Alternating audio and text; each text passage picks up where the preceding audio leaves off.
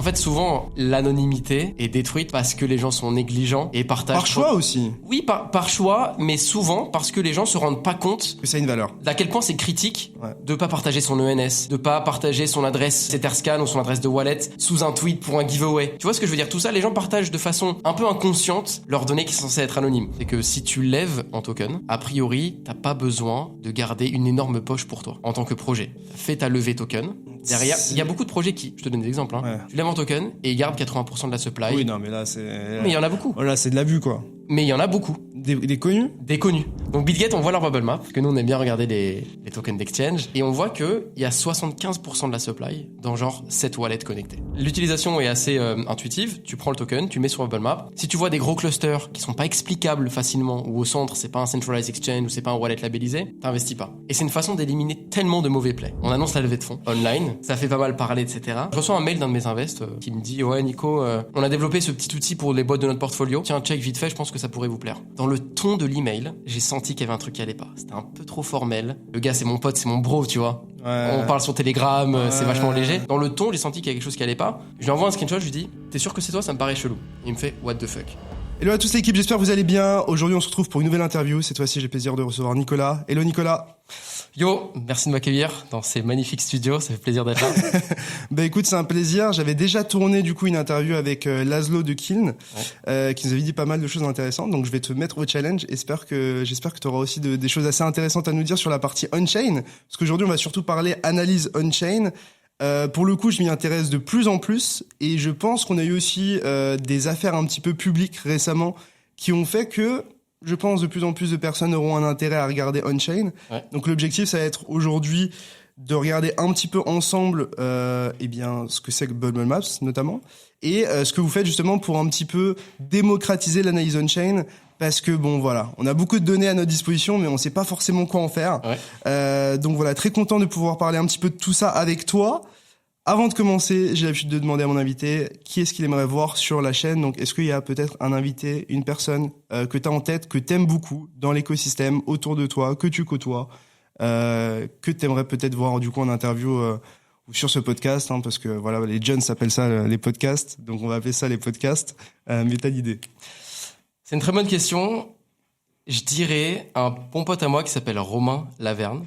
Okay. C'est un gars, non seulement un entrepreneur talentueux, mais c'est un fervent évangéliste de la crypto. Il est débancarisé depuis 10 ans. Okay. Donc c'est un gars, vraiment, la crypto, c'est pas seulement un outil pour lui, c'est pas seulement un écosystème, ça fait partie de sa vie au quotidien. En plus de ça, c'est un entrepreneur talentueux qui a créé une boîte. Il a une histoire à raconter parce qu'il a créé une boîte et derrière, il l'a vendu à un fonds d'investissement et là, il participe aujourd'hui au développement de la société. Donc c'est un gars vraiment exceptionnel. Donc Romain Laverne, le frérot, c'est le prochain. Mais pour le coup, c'est vrai qu'il y a pas mal de gens qui ont des soucis avec leur banque. Bon, je pense que en France, c'est peut-être un peu moins le cas. C'est-à-dire qu'en France, on a quand même tous plus ou moins accès à un compte bancaire, etc. Mais on peut le voir que dans d'autres pays, c'est un peu plus compliqué. Donc, je trouve ça intéressant de peut-être avoir le discours de quelqu'un qui s'est retrouvé dans cette situation-là, puisque c'est pas forcément commun et que c'est des problèmes. Enfin, on a du mal à s'imaginer dans ce genre de problème, dans ce genre de bourbier. C'est une philosophie. Et je pense que lui est vachement convaincu par les cryptos à cause de ça. Clairement. Qui es-tu, Nicolas? Est-ce que tu peux nous expliquer un petit peu qui tu es, ce que tu fais, quel est ton parcours? Voilà, raconte-nous ta vie. Hein. Donc, je m'appelle Nicolas Véman, ou Nicky Bubbly pour les intimes. C'est mon petit surnom dans la crypto. Je suis le CEO de Bubble Maps, qui est un outil d'analyse on-chain, mais je pense qu'on va en parler longuement pendant cet entretien. Qu'est-ce que je pourrais te raconter sur mon parcours? J'ai un parcours assez classique. En réalité, je me suis beaucoup cherché. J'étais bon en maths au lycée, du coup, j'ai fait prépa, puis après la prépa, école d'ingé. Et puis, j'ai fait le choix de ceux qui n'ont pas trop d'inspiration après l'école, c'est-à-dire que j'ai fait du conseil. Ok. Du conseil en stratégie pendant 2 ans. Et franchement, je saurais pas quoi te raconter sur le conseil. Ok. Ça t'a pas plu, du coup Disons que j'étais pas très épanoui. Ok. J'étais pas très épanoui, c'était assez plat comme expérience. Et c'était une stablecoin, le truc.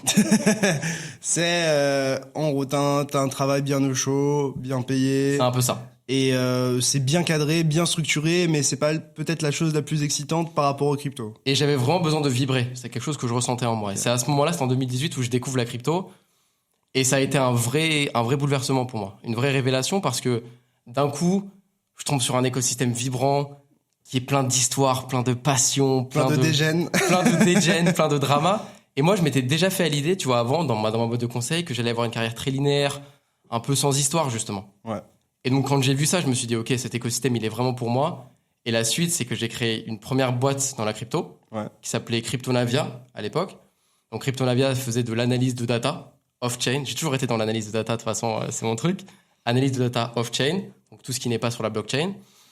Ça n'a pas marché, on était jeunes entrepreneurs, on découvrait la crypto, on a fait pas mal d'erreurs, mais sur les cendres encore fumantes de Cryptonavia, on a lancé Bubble Maps, et Bubble Maps, ça a plutôt bien marché. On a fait une belle levée de fonds récemment et des très belles perspectives, donc voilà, c'est un peu mon parcours dans la crypto. C'est pas facile d'entreprendre et de monter des boîtes, etc. En général, on réussit rarement du premier coup. Qu'est-ce que cette première expérience t'a peut-être appris? Quelles sont un petit peu peut-être les choses que t'as tirées en termes d'enseignement? Qu'est-ce que vous, par exemple, vous n'avez pas reproduit sur Bubble Maps qui fait que, par exemple, aujourd'hui, vous êtes peut-être plus successful ou des choses que vous avez approchées de manière un petit peu différente? C'est une très bonne question parce qu'en fait, Bubble Maps, c'est vraiment l'enfant rebelle de Cryptonavia. Je te jure, on a fait tout l'inverse. Ça a été un vrai traumatisme, en fait, Cryptonavia. Ça a même...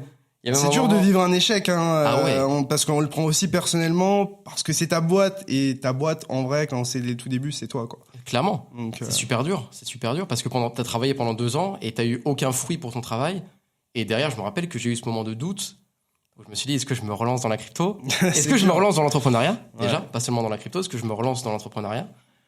Tu vois, à cette époque-là. Qu'est-ce que tu fais pour ça? Qu'est-ce que tu fais? Il y a ma famille qui me regardait avec un peu en mode, mec, peut-être falloir un moment que tu fasses du cash aussi, parce que ça fait 2 ans où t'es sans revenu. Donc, le chômage, c'est cool, mais... Le chômage, c'est bien, mais ça dure qu'un temps. Donc, il y a eu cette vraie phase de questionnement où on s'est dit avec mon équipe, est-ce qu'on se relance dans la crypto? Et quand je dis que c'est l'enfant rebelle, c'est parce que il y a 3 enseignements principaux.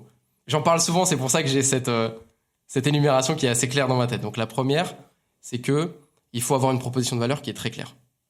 Cryptonavia, c'est un agrégateur de data off-chain. Ça veut dire qu'on avait plein de briques qui avaient chacune de la valeur, mais pas une qui était suffisamment sticky, suffisamment innovante pour que l'utilisateur ne la trouve pas ailleurs et qu'il reste sur la plateforme. Bubble Maps, c'est une proposition de valeur qui est très claire, qui est très simple. Ça veut dire que tu vois un token, tu vois les coulisses d'un token et tu peux regarder ce qui se passe on-chain. Et ça, du coup, ça a très bien marché. Donc, proposition de valeur claire. Deuxième point, ship fast. Développe vite.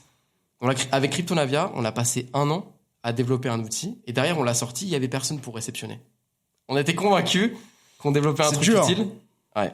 C'est dur. Alors qu'en fait, dans la crypto, il faut développer le plus vite possible et derrière, itérativement, construire avec ta communauté, avec leur retour et leur feedback. Exactement. Et Bubble Maps, en 2 semaines, on avait un MVP. Là, au Cryptonavia, c'était 1 an. Tu vois, la différence est énorme. Et 3e point, et c'est peut-être le plus important pour moi, c'est que la crypto, c'est une économie de l'attention. Une économie, tu connais très bien en tant qu'influenceur. Ça veut dire que toi, tu représentes cette vision-là, tu crées, tu partages, et ta communauté se fidélise autour de ton contenu. Et derrière, ça te permet de créer des outils, de créer des programmes qui génèrent du revenu. Donc, c'est super important. Et nous, c'est ce qu'on a fait avec Bubble Maps. Tout de suite, on s'est jeté dans l'arène de l'attention. On crée du contenu, nos enquêtes dont on va parler. Vous avez bien joué sur ça, parce que des entreprises qui sont, entre guillemets, aussi publiques, etc. Bon, je pense que c'est aussi le créneau sur lequel vous êtes mis qui fait que... Mais je pense qu'il y a des entreprises dans l'écosystème un petit peu analyse on-chain qui sont pas forcément aussi vocales par rapport à ce sur quoi ils travaillent.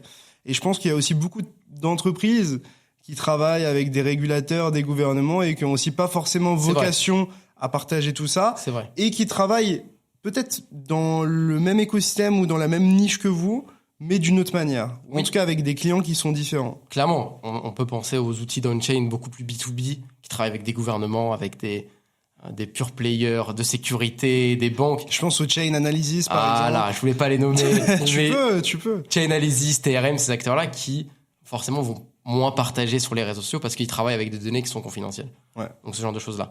Mais pour moi, en tout cas dans le cas de Bubble Maps, ça serait se priver de quelque chose que de ne pas partager nos enquêtes online. Certes, ça fait du bruit, certes, ça crée de la controverse, mais la controverse peut aussi être bénéfique pour une marque. Je pense notamment à des cas qu'on a fait qui ont fait réagir toute l'industrie. On va pas y revenir, mais le cas d'Uniswap que j'évoque ici très subrepticement juste pour l'anecdote, mais qui a fait réagir CZ de Binance, qui a fait réagir beaucoup de médias. On va pas se mentir. Qui est assez ouf et qui nous a fait décoller parce que notre nom était associé à des géants, quoi. Ouais. Tu vois, Uniswap, Binance, et d'un coup, Bubble Map, c'est devenu une voix qui compte dans le monde de la data on-chain. Attends. Du coup, on parle de Bubble Maps, on s'est un peu emballé. Peut-être que pour les personnes qui nous regardent, vous savez pas nécessairement ce que c'est Bubble Maps. Est-ce que tu peux expliquer succinctement, qu'est-ce que c'est Bubble Maps en quelques mots? Bien sûr. Voilà, est-ce qu'on peut l'utiliser? Comment ça fonctionne? Quel est l'intérêt à tes yeux? 1 minute pitch. Ok, vas-y. Bubble Maps. Mais t'as déjà levé, donc. c'est fait. Mais je me suis habitué depuis le temps. Donc Bubble Map, c'est un outil d'analyse et de visualisation de data on-chain. Et comme tu l'as très bien dit au début, notre objectif, c'est de démocratiser la data on-chain parce que c'est une ressource infinie d'informations que peu de gens exploitent parce que c'est complexe, parce que c'est intimidant, parce que c'est austère. Et nous, on apporte un vent de fraîcheur avec des visuels qui sont très colorés, très interactifs, presque addictifs. Et il s'avère que cette vision-là, elle a séduit beaucoup de personnes. Elle a séduit 200 000 visiteurs par mois, unique. Ça, c'est une grande fierté. On est pratiquement sur des niveaux de Nansen. Donc ouais, ça pèse. Ça a séduit des acteurs de la crypto, des blockchains, des projets crypto, et maintenant de plus en plus d'acteurs institutionnels. Des banques, de la sécurité, des big boys qui viennent nous voir. Avec des vrais enjeux de souveraineté de la data aussi. Parce que t'es un acteur français, t'as pas envie de partager tes données avec des acteurs américains, des asiatiques. C'est pas ce qu'ils en font de ta donnée. C'est pas s'ils la vendent. Tu vois, il y a ces enjeux-là de souveraineté sur l'échelle française et européenne. Et là, on sent qu'il y a un vrai marché à ce niveau-là. Ce qui est assez intéressant, je pense, c'est que vous avez un produit qui ressemble pas forcément aux autres sur le marché.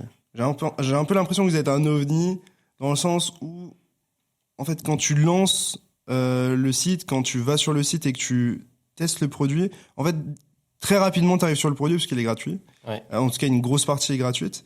Et je pense que c'est aussi le look, tu vois, qui a fait la différence. Le fait de, tu vois, le fait de pouvoir bouger les bulles, de pouvoir les toucher, voir que c'est un cluster, voir que ça. Et je me dis que il y a sûrement beaucoup de boîtes qui ont beaucoup de fonds et qui gèrent beaucoup de fonds, qui doivent avoir des outils similaires, mais qui sont pas forcément des outils qui sont accessibles au public, tu vois. Et j'ai trouvé ça vraiment bien de les rendre accessibles. Au moment où du coup vous commencez à construire Bubble Maps, du coup jusqu'à maintenant, je suppose que le produit a beaucoup évolué, mais je suppose aussi que vous n'avez pas commencé de zéro. Est-ce qu'il y a peut-être des produits qui vous ont inspiré? Est-ce que vous avez peut-être inspiré d'un produit puis d'un autre produit, d'avoir un petit peu trouvé le meilleur des deux mondes d'une certaine manière? Quels sont un petit peu les produits que toi tu regardes et qui ont peut-être inspiré Bubble Maps? Pour l'anecdote, quand je dis que Bubble Map, c'est l'enfant rebelle de Cryptonavia, c'est pas complètement vrai. Parce que à Cryptonavia, il y avait un produit au sein de cet agrégateur qui était déjà une Bubble Map. On l'avait appelé la Cluster Map à l'époque. Et qu'est-ce que c'était la Cluster Map? C'était une représentation visuelle de toutes les grandes cryptos de l'époque. Donc chaque bulle, imagine une Bubble Map où chaque bulle, c'est une crypto. T'as une grosse bulle, c'est le Bitcoin. T'as une petite bulle, c'est l'Ether, etc., etc. Et les bulles étaient connectées s'il y avait une corrélation du prix entre ces cryptos. C'est-à-dire? Alors, ça veut dire, si les prix varient de la même façon, deux bulles seront connectées. Si le prix de Bitcoin et Ether varie pareil, Bitcoin sera connecté à Ether. Et la résultante de cette idée, c'était que tout le monde était connecté au Bitcoin. Parce que le Bitcoin commençait... Parce que tu voulais visualiser ça, justement. On voulait visualiser comment les différentes cryptos étaient corrélées.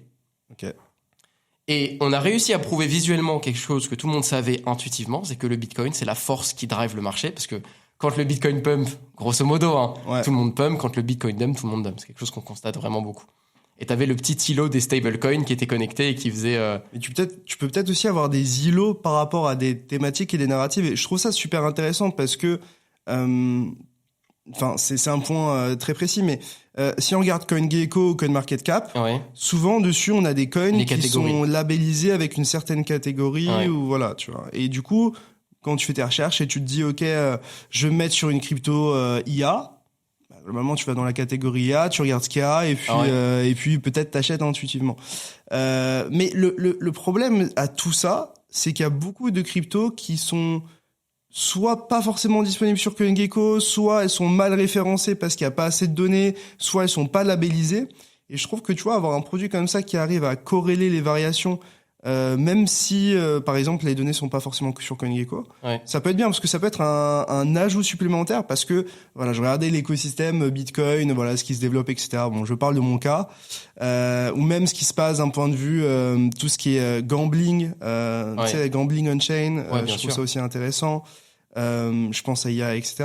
Et à chaque fois, les coins des mecs un peu renseignés, tu vois, qui sont un peu bien intégrés dans l'écosystème et qui ont des insights, c'est pas des trucs que tu trouves facilement sur CoinGecko, alors que c'est des outils quand même très complets. Est-ce que voilà, est-ce que c'est quelque chose qui est possible avec l'ancien outil le retour de la cluster map? Je sais pas. Le comeback? Moi, je serais chaud, mais... Écoute, en termes visuels, cette map, elle nous apportait pas beaucoup d'insight. Ok. Parce que vraiment, c'était pas si intéressant. C'était pas si intéressant. C'est-à-dire que je comprends très bien ton point. C'est-à-dire que tu as différents narratifs et tu peux te dire que une narrative qui pump, bah, ça va créer des îlots de crypto connectés qui vont C'est pump. trop volatile, trop de... Mais en réalité, c'était pas ce qu'on observait. Okay. On observait vraiment que le papa, le daron, c'était le Bitcoin et c'était lui. Et tout le monde était connecté. Du coup, on était face à un truc, une sorte de cluster géant où tout le monde était connecté au BTC. On s'était dit, vas-y, on met ça de côté. Okay. Mais quand on a fait Bubble Maps, on s'est dit, finalement, c'est quoi l'outil de Cryptonavia qui était le plus impactant, qui était le plus intéressant? Bah, c'était la cluster map. On l'a adapté. On a mis une métrique un peu moins arbitraire que la corrélation, parce que la corrélation, c'est quoi?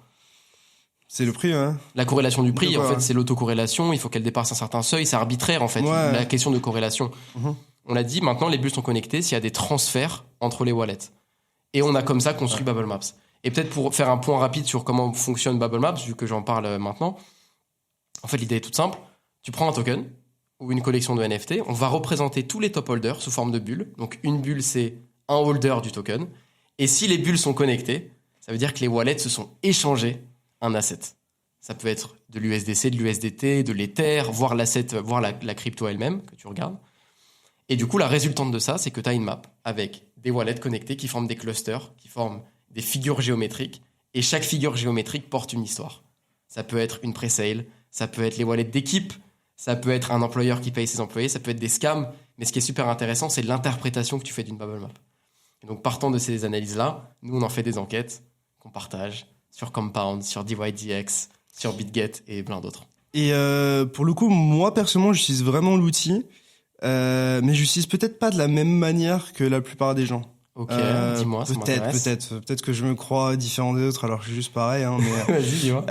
Non, parce que la plupart des gens vont regarder, ok, est-ce qu'il y a des relations entre les wallets? Est-ce que c'est un jeu, enfin, est-ce que c'est une crypto qui est plutôt centralisée dans le sens où très peu de personnes possèdent cette crypto-monnaie-là et donc ont,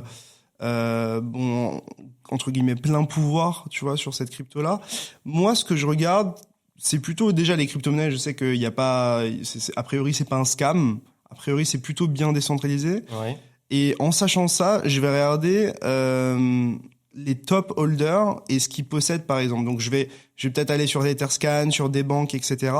Et je vais regarder tout simplement les coins qu'ils possèdent, mais je vais regarder probablement de base les bubble maps de jetons qui ont certaines narratives. Typiquement, je m'intéresse à la narrative IA. Je regarde les coins qui sont un peu hype d'un point de vue IA et je vais regarder les bubble maps de ces coins-là et je vais regarder un par un tous les plus gros wallets, quelles sont les autres crypto-monnaies qu'ils possèdent. Et souvent, tu arrives à identifier beaucoup de crypto-monnaies qui sont en commun parce que ces wallets-là, en général, ne possèdent pas 10 000 crypto-monnaies. Okay. Et souvent, c'est placé sur la même narrative. Et du coup, moi, ça m'a permis de voir un petit peu en avance certains jetons qui sont détenus par des whales, par exemple, j'en sais rien, de Render, de ci, de ça. En tout cas, des jetons qui sont disponibles sur Ethereum ou en tout cas en ERC20. Et qui se positionnent sur d'autres narratives. Et donc, sur d'autres jetons de la même narrative, excuse-moi. En fait, ce que tu regardes, c'est du smart money. Ouais.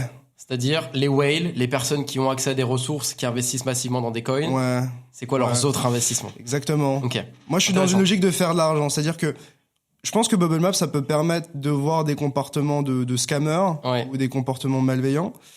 Mais ça, en vérité, je peux pas trop l'utiliser pour faire de l'argent avec. Je vois bien. Ou moins. Je vois d'où ça vient tout ça. C'est parce que toi, t'es un trader. C'est ça. Et donc, ton utilisation de Bubble Maps, elle est orientée vers l'optimisation de tes stratégies trading, vers la détection de potentiels narratifs, etc. Donc non, make sense. Et c'est vrai qu'on pourrait orienter Bubble Maps plus comme les utilisateurs comme toi. Donc ce que je te propose, c'est qu'après cette session, on ait une petite discussion en privé et puis on va te faire des outils de fou. Mais moi, je kifferais. Surtout, alors, je pense que ce serait surtout... Bon, après, ça va loin, mais sur du copy trading, tu vois, des choses comme ça, je pense qu'il y a des choses assez intéressantes à faire. Bon, je sais qu'il y a déjà des solutions qui existent, mais je les connais pas, j'ai jamais touché, etc. Mais je pense que il y a des choses vraiment intéressantes à faire d'un point de vue smart money parce que pour moi, sur Bubble Map, c'est aussi ça. C'est souvent d'une part les scams et puis de l'autre côté la smart money, et essayer de comprendre les comportements de la smart money pour prendre des comment dire, des décisions plus éclairées, ou avoir des avis plus des avis plus éclairés, quoi. Non, je comprends. Plus avisés. Je comprends. Donc en tout cas, c'est quelque chose qui m'intéressait.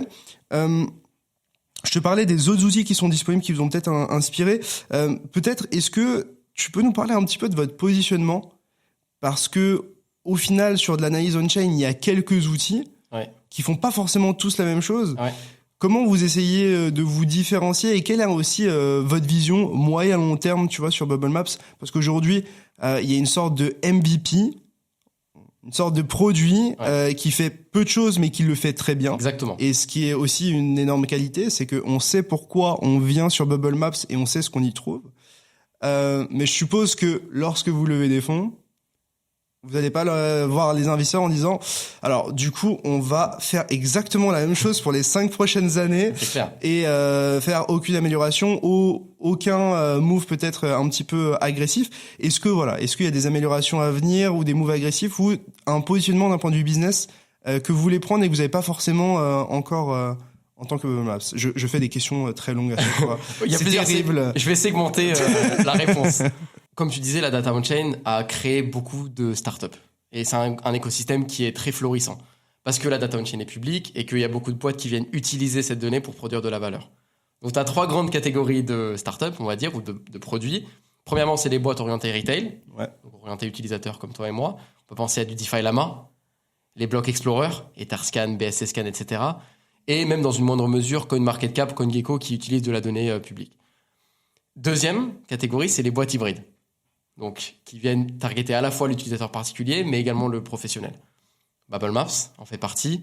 Arkham. On a des Nansen qui sont là depuis longtemps. Et puis, pour terminer, on a les acteurs purs institutionnels. Les big boys dont tu parlais tout à l'heure, qu'on voit pas beaucoup. Les Chainalysis, avec le FBI, la CIA. On sait pas. Les régulateurs, la SEC. On sait rien, mais on se doute. Le fait qu'ils travaillent avec des régulateurs, je pense que c'est quasiment admis, quoi. Oui. Plus ou moins. Ouais. C'est vrai. Mais Chainalysis, en tout cas, ils sont vraiment c'est un acteur qui pèse des milliards. En tout cas, moi, j'ai des retours, j'ai des insights du fait qu'il y a des grosses boîtes de data qui travaillent avec des régulateurs, c'est avéré, quoi. Ouais. Donc, c'est pas un scoop en réalité, clairement. Mais il faut en avoir conscience. Ah ouais, bien sûr. Non, mais bien sûr. Ça, c'est une grosse question sur l'anonymité. On pourra y revenir à un débat. Est-ce qu'on est vraiment anonyme sur la crypto? Est-ce qu'on l'a déjà été? Non, pour moi, on n'est pas anonyme, hein, mais... on est d'accord, voilà, débat clos. non, mais pour moi, il y a vraiment pas d'anonymat dans le sens où... Enfin, c'est très rare qu'il y ait de l'anonymat dans le sens où je me suis un petit peu renseigné. J'ai fait un petit peu d'analyse on-chain, etc. Et enfin, tu peux avoir tellement d'informations juste avec une adresse, un transfert, etc. Je me suis renseigné sur beaucoup de cas, notamment avec ce que Amy a sorti publiquement. Ouais. Les informations sont trouvables en 2 secondes.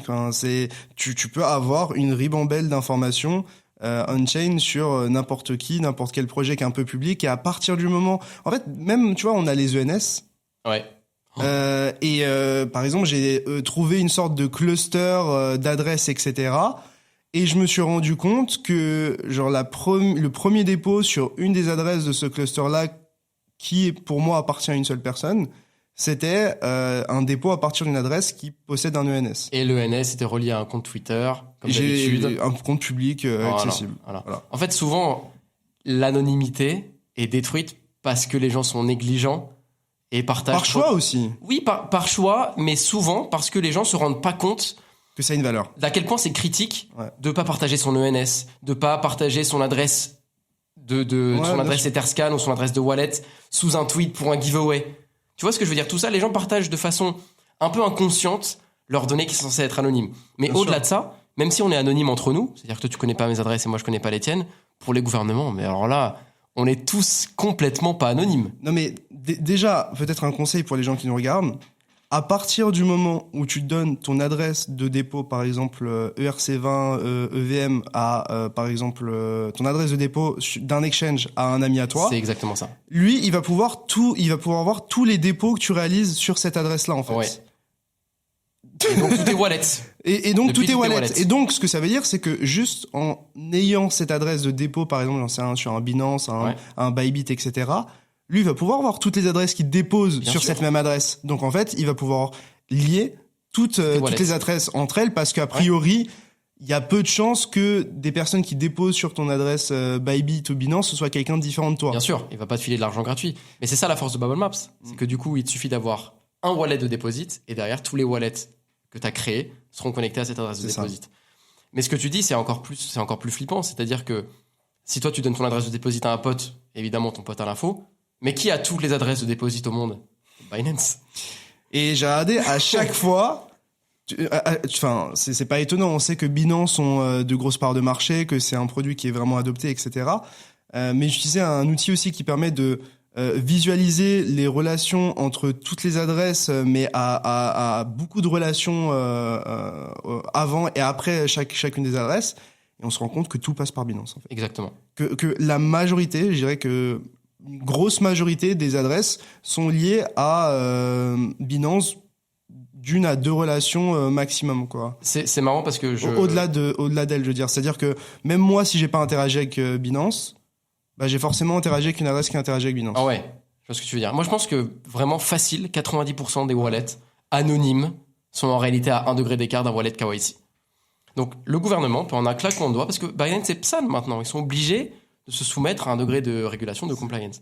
Donc, en un claquement de doigts, t'as un wallet qui pose problème, Binance, donne-moi le KYC, c'est terminé. Mais il n'y a pas d'anonymité. C'est ça qui est flippant. Ouais. C'est que si tu regardes bien, les gens se disent « je vais payer avec une CB crypto ». Le fisc m'aura pas. T'inquiète, je suis safe. J'ai mes jetons sur les ledgers, il pourra rien faire. Ouais. Bon, déjà sur les cartes bleues, bon, on sait que bah voilà, à partir du moment où tu réalises une transaction, c'est un fait générateur d'imposition Ouais. et de plus-value parce que en fait, tu vends cette crypto pour des euros. Et pour ce qui est de tes adresses, de tes ledgers, etc. Si toi, t'as un Binance qui est KYC et qui envoie sur ton ledger, bon. Ouais. Non, mais tout ça, c'est quoi? Tout ce que tu es en train de décrire, c'est un énorme réseau de clusters, de relations. Exactement. Qui peut être facilement relié à des données de la vie réelle, à des KYC, à des comptes bancaires. Donc voilà, tout ça pour terminer cette parenthèse. La donnée n'est pas anonyme dans la blockchain, elle ne l'a jamais été. Et juste, il faut en avoir conscience, c'est tout.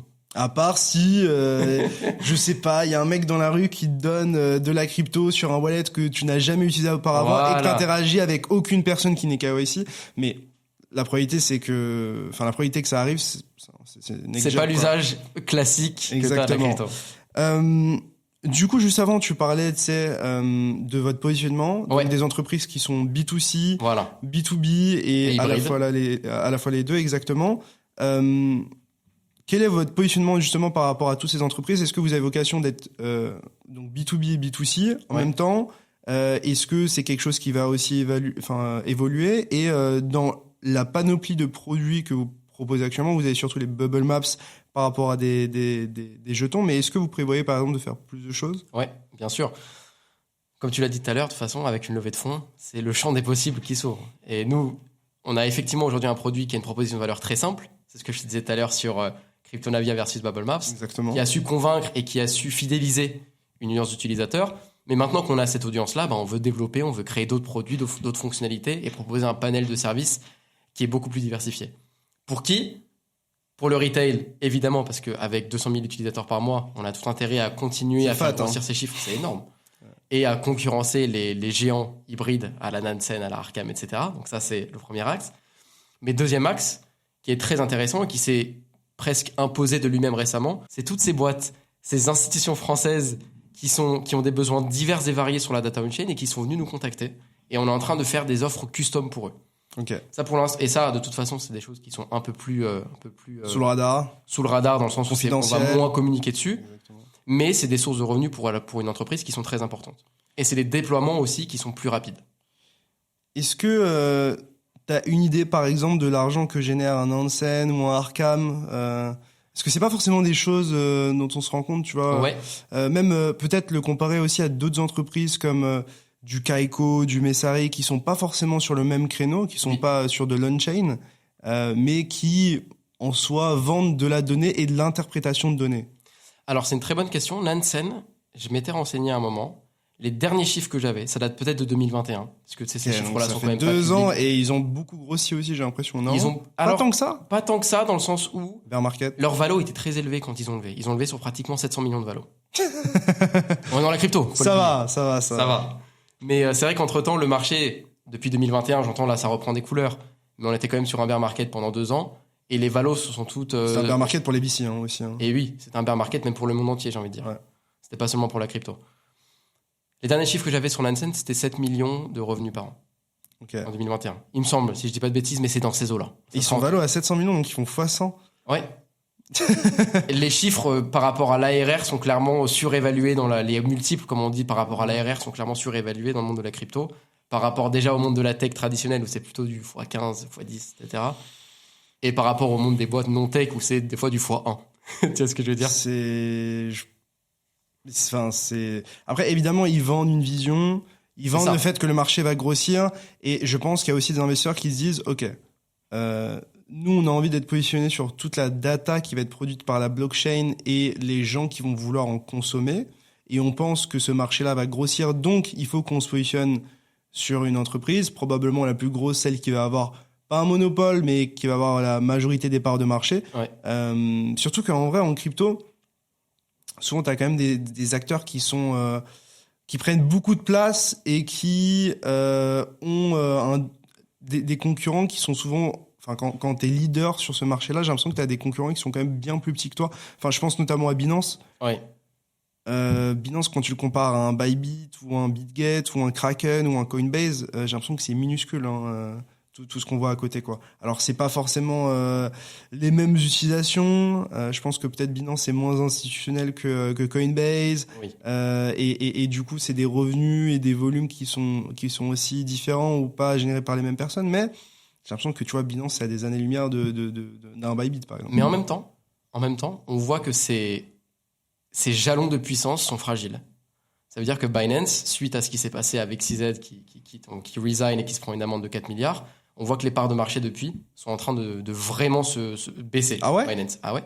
Ok, je me rendais pas du tout compte. Ouais, énorme. Ok. OKX est déjà plus gros que Binance en Asie. Donc, nous, on est très centré sur l'Europe. Ouais. Tu vois ce que je veux dire? On se rend pas compte que on regarde pas forcément ça. il y a des marchés qui sont énormes, des marchés asiatiques, et ces enjeux de pouvoir sont en train de se rééquilibrer. Et c'est vrai pour la data on-chain aussi. C'est-à-dire que Nansen, effectivement, il y a 3 ans, il y a 4 ans, il y a 5 ans, ils étaient incontournables. Moi, je te dis honnêtement, je les vois plus trop. Tu veux les bouffer? Je veux les croquer. Mais je les vois plus trop ces derniers temps sur les réseaux, par exemple. J'ai l'impression qu'ils ont abandonné le segment retail des particuliers. Ils se sont dit Bubble Maps trop fort. Ils se sont dit, Bubble Maps, ils sont trop dangereux. C'est des menaces. Et t'as une nouvelle génération de produits data on-chain qui, je trouve, se sont plus imposés sur le retail. Arkham, je les ai trouvés très bons. Bubble Maps, Arkham, ils sont très bons. Ils ont fait d'ailleurs un produit qui est intéressant, qui a été très polarisant. On y reviendra peut-être. Ouais. DeFi Lama aussi, j'en ai parlé. Mais on pense que nous, notre vision, c'est vraiment qu'il n'y aura pas de winner take all. On n'est pas dans cette philosophie où tu as un gagnant qui s'impose et qui reste. Ce qui est peut-être plus le cas dans les industries classiques. Je trouve qu'il y a beaucoup plus de flexibilité, de fluidité c'est pas faux. Dans les gagnants crypto. Regarde, il suffit que tu aies une nouvelle blockchain qui arrive. Et c'est ça. En fait, et d'un coup, les cartes sont remises sur la table. C'est l'environnement qui change, en fait. L'environnement change tellement vite que les gagnants changent tellement vite aussi. Si tu regardes les marketplaces NFT, t'avais OpenSea, maintenant t'as Blur. Ouais. T'avais Solanart, maintenant après t'as eu Magic Eden et maintenant t'as Tensor. Ça bouge à toute patate et je me demande même si sur les Layer 1 ça bougerait pas un petit peu. Et tu sais pourquoi je pense aussi? Parce que les utilisateurs de la crypto, je pense, sont beaucoup moins fidèles. Tout simplement parce qu'on a une incentive monétaire pure. Il y a trop d'argent, tu peux le dire. Il y a beaucoup trop d'argent à se faire partout. Ouais. Et donc c'est vraiment à qui va me filer le plus d'incentive. Tu dis les gens sont partis d'OpenSea sur Blur, pourquoi? Parce qu'il y avait du farming de Blur à tire-larigot. Et parce qu'il n'y avait pas de royalties. Mais tu vois, oui, c'est vraiment financier. C'est purement financier. Ouais. C'est pas Blur, c'est meilleur parce qu'il y a des meilleurs NFT. Je pense que l'interface, l'expérience est aussi meilleure d'un point de vue purement trading, en tout cas gros sous. Mais c'est clair qu'à la fin, c'est pour économiser de l'argent. On est d'accord. Et du coup, je pense que dans le monde de la data on-chain, pourquoi Arkham a bien marché aussi? Parce qu'ils ont lancé leur token, parce qu'il y avait une vraie économie au sein de la plateforme, et parce que du coup, ils ont réussi à attirer une audience, peut-être un peu pour la spéculation au début, mais qu'ils ont converti en utilisateurs. Et nous, c'est ce qu'on va faire aussi avec Bubble Maps. Okay. C'est quoi votre plan du coup par rapport à tout ça? Pour un petit peu attaquer le marché, pénétrer le marché, peut-être avec une économie, comme tu disais, autour de Bubble Maps et de ce qui se passe dessus. Et peut-être vampiriser, ou en tout cas faire une attaque, une vampire attack peut-être sur des concurrents, je sais pas. En tout cas, c'était la stratégie de certains. D'autres, donc ça peut être au travers de différents moyens. Je pense notamment aussi aux airdrops. Tu peux très bien faire en sorte d'airdropper des concurrents ou des utilisateurs de solutions concurrentes. Je trouve ça aussi assez marrant, intéressant pour au moins attirer l'attention. Après, je sais pas si c'est facile de les garder par la suite, parce que l'objectif d'un airdrop, c'est qu'on parle de toi, mais c'est aussi de conserver un maximum de personnes qui vont recevoir des jetons pour les avoir sur ton produit. Quelle est un petit peu votre stratégie pour conquérir le monde ? Alors, il y a 2 stratégies. Et comme ça, je réponds à ta question d'avant sur le produit. Donc, qu'est-ce qu'on va développer concrètement sur Bubble Maps ? Il y a 3 grandes fonctions dont je veux te parler. Et après, je reviendrai sur la deuxième stratégie. On a le plan en tête. Donc, la première fonction, c'est de l'interprétation de la donnée avec de l'IA. Parce que quand tu arrives sur une Bubble Map et que tu vois les figures géométriques, c'est pas forcément simple tout de suite de comprendre ce que tu regardes. Et avec de l'IA, on veut donner une clé de lecture pour que nos utilisateurs vraiment voient les formes géométriques et se disent « Ok, j'ai compris, ça c'est une pre-sale, ça c'est du wash trading, ça c'est du scam, ça c'est un cluster sain. » Et donc, tu observes un token, tu observes un cluster et tu as ces sous-titres comme un film. Et tu as juste à lire et tu comprends exactement ce que tu as à l'écran. Première chose. Deuxième point, c'est un produit qu'on a appelé Codename Big Bang. Nom de code Big Bang. Très poétique. J'en ai entendu parler et je suis plutôt hype par ça. Parce que c'est un point très intéressant que vous couvrez pas forcément maintenant, ou en tout cas pas parfaitement. Et je te laisse en parler évidemment. Mais on ne couvre pas et que personne d'autre ne couvre. Ouais. On est les seuls à faire ça. En tout cas dans l'avenir. L'idée est simple. Tu prends un token, donc tu vas avoir la bubble map du token, et tu vas pouvoir remonter le temps jusqu'au premier jour, jusqu'aux origines du token. Au moment où tu n'avais qu'une bulle, qu'un wallet, qui avait 100% de la supply. Ça commence toujours comme ça. C'est toujours la même histoire, un token ou un NFT. Et ensuite, partant de cette bulle originelle, tu vas la voir exploser, comme le Big Bang, à mesure que les market makers arrivent. Pour voir la distribution. Les VC, les particuliers, et pour voir chaque battement de cœur de ce token. Et pourquoi c'est important ? Déjà, pourquoi on l'a appelé Big Bang ? Parce qu'il y a cette explosion financière au début, et parce que comme le Big Bang, les premières minutes, les premières semaines sont les plus chaudes. C'est là où il se passe les actions importantes. C'est là où les VC arrivent. Qu'est-ce qu'ils font, les VC ? C'est là où les influenceurs arrivent. Qu'est-ce qu'ils font, les influenceurs ? Quoi ? Qui ? Moi ? Quand ? Donc, tu vois, toutes ces questions qu'on s'est beaucoup posées sur le crypto Twitter France. C'est pour ça que le Big Bang est super important. C'est parce que là, il va y avoir vraiment cette histoire que tu vas pouvoir remonter et voir ces premières secondes qui sont si critiques. Je te laisse imaginer la bubble map de Bitcoin. Le Big Bang de Bitcoin, pardon. Je te laisse imaginer le Big Bang de Bitcoin. Qu'est-ce qui s'est passé aux origines ? Satoshi Nakamoto, les premiers transferts qu'il a fait, à qui on pourra peut-être même deviner l'identité de Satoshi grâce à ça. Who knows ? Bon, j'ai quelques doutes quand même. Je suis ambitieux, ok ? Mais non, en vrai, c'est très intéressant parce que voilà, c'est vraiment une plaie de remonter les explorers et d'essayer de regarder un petit peu tout ça. Je pense que manuellement, c'est même difficile de le faire, même avec du temps. Puis en vrai, comme tu l'expliquais, c'est là où il y a les sombreries qui se passent aussi. Ouais. Donc, si tu as envie de faire de la due diligence et peut-être essayer de comprendre un jeton, comprendre ce qui s'est passé au début, c'est assez intéressant et important parce que voilà, je pense que les gens le savent maintenant, mais tu as un système où tu lèves des fonds, tu vends des jetons à des investisseurs, ces investisseurs-là vont recevoir les jetons, avoir une partie des jetons bloqués, une autre partie peut-être débloquée. Tu vas aussi avoir des jetons que tu vas donner à des market makers, comme tu expliquais, pour que l'expérience de trading et d'échange sur ton jeton soit fluide. Et tous ces acteurs-là ont forcément un impact sur le prix. Bien sûr. Et c'est pour ça qu'on parle de tout ça, évidemment. C'est parce que ça a un impact financier, ça a un impact d'un point de vue spéculation, et on a envie de comprendre pour prendre de meilleures décisions. Le passé crée l'avenir, tout simplement. Le passé catalyse l'avenir. Ce qui s'est passé au tout début, va immanquablement, invariablement avoir un impact énorme sur le futur du token. D'ailleurs, à chaque fois qu'il y a des débats sur Twitter, ça dit quoi ? C'est les tokenomics, dada. Mais les gens regardent les tokenomics à l'instant T. Les tokenomics, c'est quelque chose de dynamique. Il faut regarder depuis le début comment elles ont évolué, comment ont évolué les tokenomics. Est-ce que les tokenomics à l'origine étaient fidèles au white paper, par exemple ? Et ça, c'est pas quelque chose que tu peux regarder si tu fais que regarder la bubble Mars maintenant. Et le Big Bang, il faut imaginer que ce sera une time-lapse. Ce sera un film. imagine la viralité d'un produit comme ça. Moi, je vois vraiment tout le monde commencer à partager le Big Bang de son token favori. Moi, je veux le Big Bang du Doge et du Bonk. De Bonk et du Dogecoin. Et ouais, parce que je pense qu'il se passe des choses très intéressantes sur ces jetons. Ah, c'est sûr. Et spécialement sur Doge, parce que Doge, c'est une grosse capitalisation. Bon, on se fait distraire par Bonk, mais quoi qu'on en dise, on a quand même un meme coin relayé par Elon Musk. Et oui. Est-ce qu'il est investisseur de Doge Je serais assez intéressé, par exemple, de voir les comportements aussi qu'on peut voir avant les annonces de Elon Musk. Tu vois, alors je pense que c'est déjà. Je sais pas si vous supportez la chaîne Doge. Non, pas pour l'instant. Mais ça peut être quelque chose d'assez intéressant de voir. Est-ce qu'il se passe des choses avant les annonces de Elon Musk? Est-ce que Elon Musk achète du Doge? Ou est-ce qu'il a des fonds d'investissement qui achètent du Doge pour lui? Je sais pas du tout si c'est quelque chose qu'il a intérêt à faire d'une certaine manière, parce qu'il peut avoir des poursuites légales et tout, je suppose. Mais en tout cas, peut-être qu'il y a des insiders. En tout cas, moi, ça éveille ma curiosité. J'ai envie de savoir ce qui s'est passé, et peut-être aussi ce qui s'est passé au début de Doge, parce qu'on en parle récemment. Il a pris maintenant, etc. Mais peut-être voir si le Doge a changé de main ou si c'est toujours les mêmes personnes qui détiennent la plupart des Doges. D'ailleurs, tu disais un truc super intéressant, c'est qu'effectivement, une bubble map s'observe dans le temps, mais toi, ce que tu as envie de regarder, c'est le temps du prix. Les grands événements de prix, en fait. C'est là où tu as envie de regarder une bubble map. Exactement. Donc c'est important à souligner, ouais.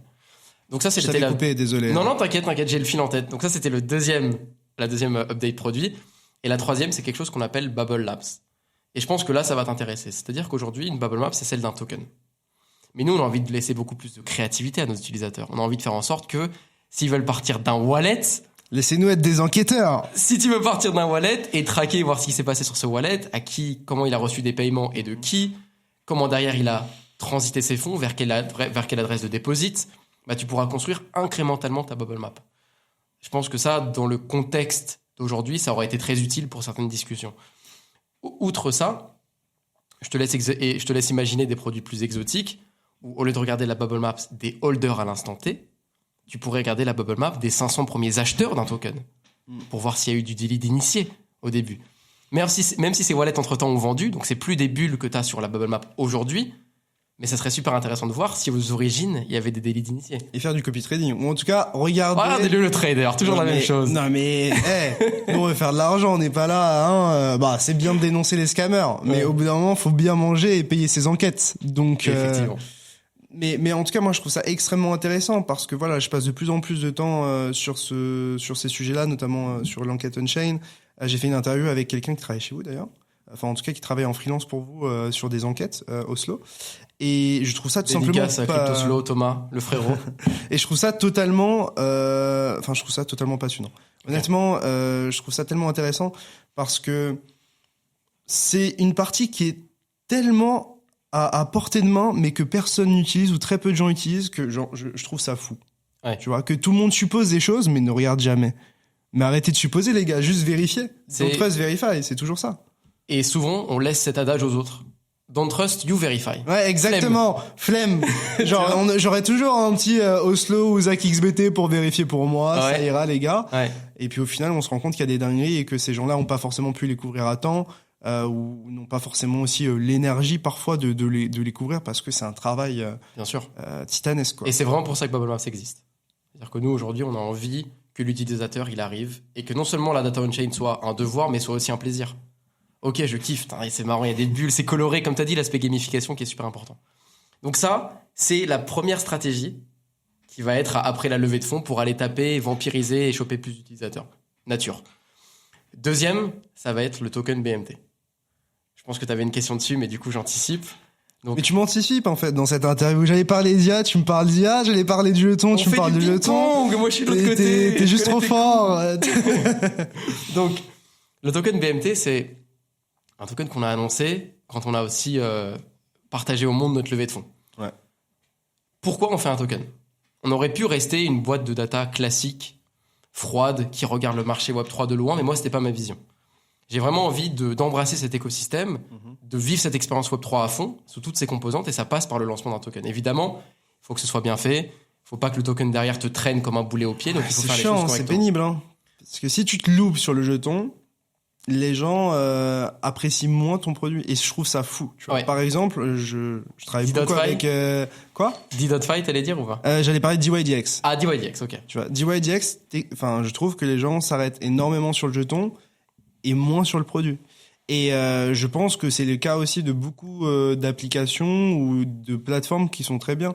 Par exemple, LuxRare, moi je kiffe ce qu'ils font, mais le jeton il est parti aux abysses. Ouais. Les gens l'utilisent moins parce que c'est moins hype d'utiliser Lux, parce que le jeton peut-être a impacté aussi l'image ou en tout cas la manière dont ils sont perçus. Oui. Et ça rajoute une sorte de volatilité dans ton business qui est à la fois quelque chose qui peut te rendre grand et à la fois quelque chose qui peut te faire mal.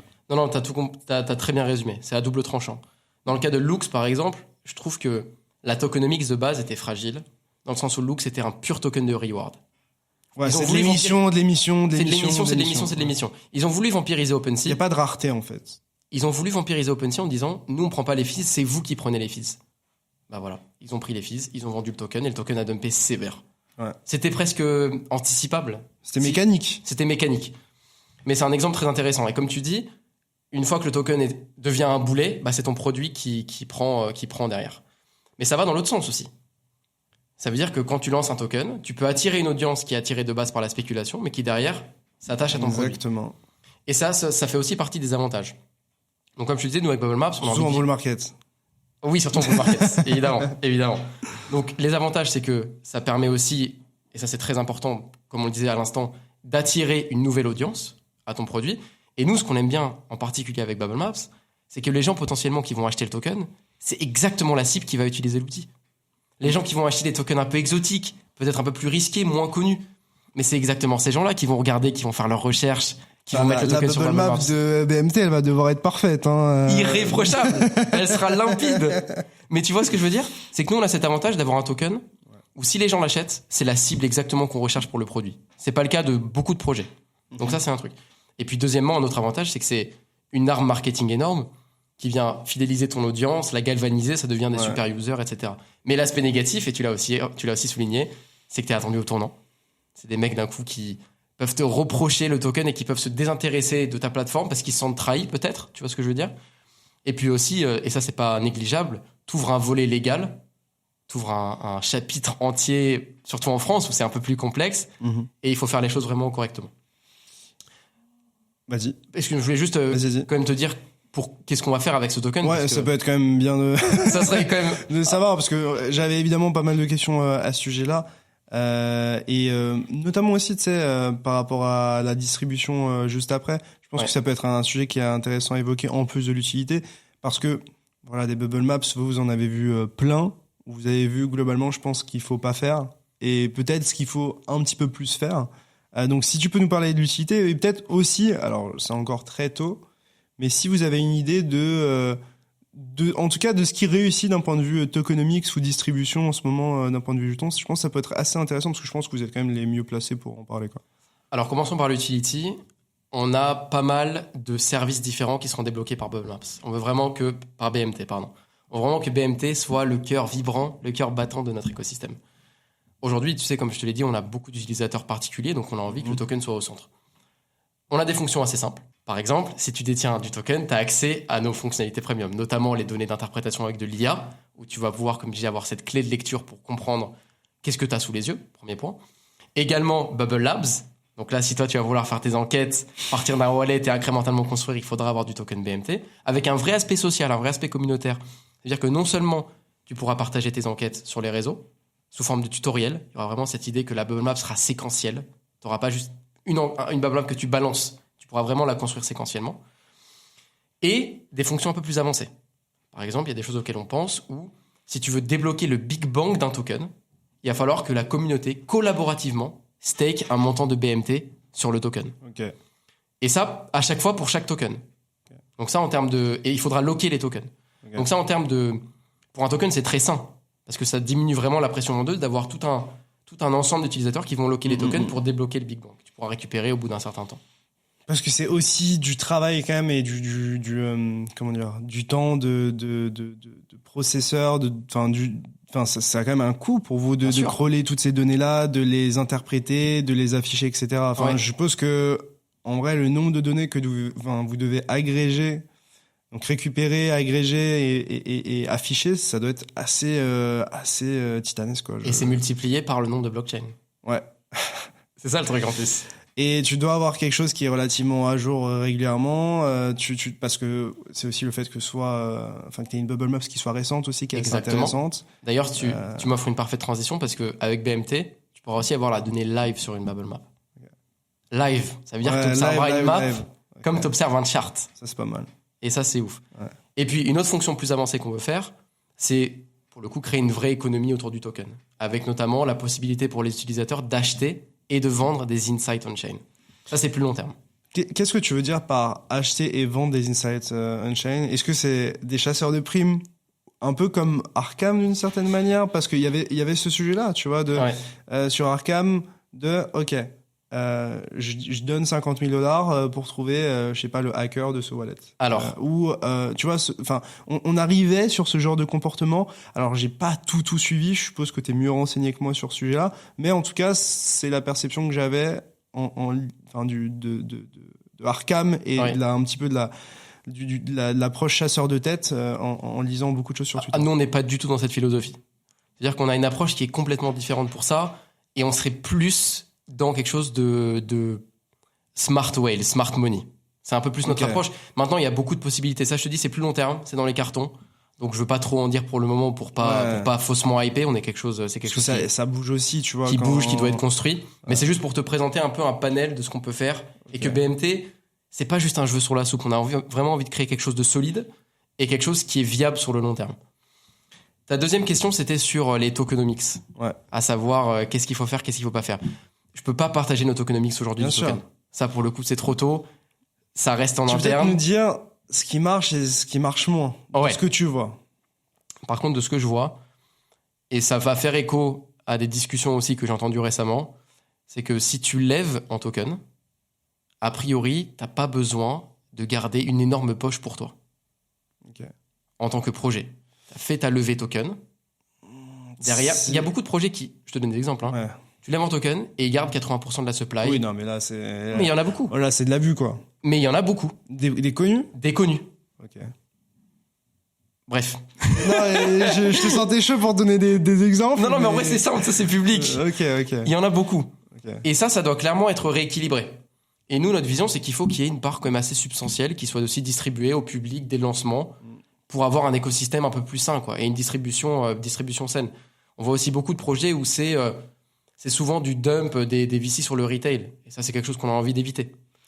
Après, c'est mécanique, tu vois. L'investisseur, le VC, lui, quand il va acheter des jetons moins chers, son objectif, c'est de réaliser une plus-value et de le vendre. Et à qui il va vendre? Soit à un VC, soit au retail, quoi. Oui, et la plupart du temps, ce sera plus ou moins au retail d'une certaine manière via les marchés secondaires, comme les Binance, les Bybit, etc., quoi. Oui, c'est mécanique, mais tu peux quand même contrebalancer en partie ces effets-là. Il s'avère que les tokenomics aussi, c'est quelque chose de... C'est pas une science exacte.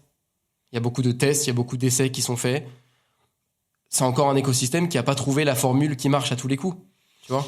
Après, je pense que c'est plus ce qui marche pas que ce qui marche, en fait. Ouais, je pense qu'il y a aussi quelque chose qui est assez intéressant, c'est que est-ce que la distribution des jetons et la décentralisation, excuse-moi, est peut-être plus importante sur Layer 1 que sur une DApp, tu vois.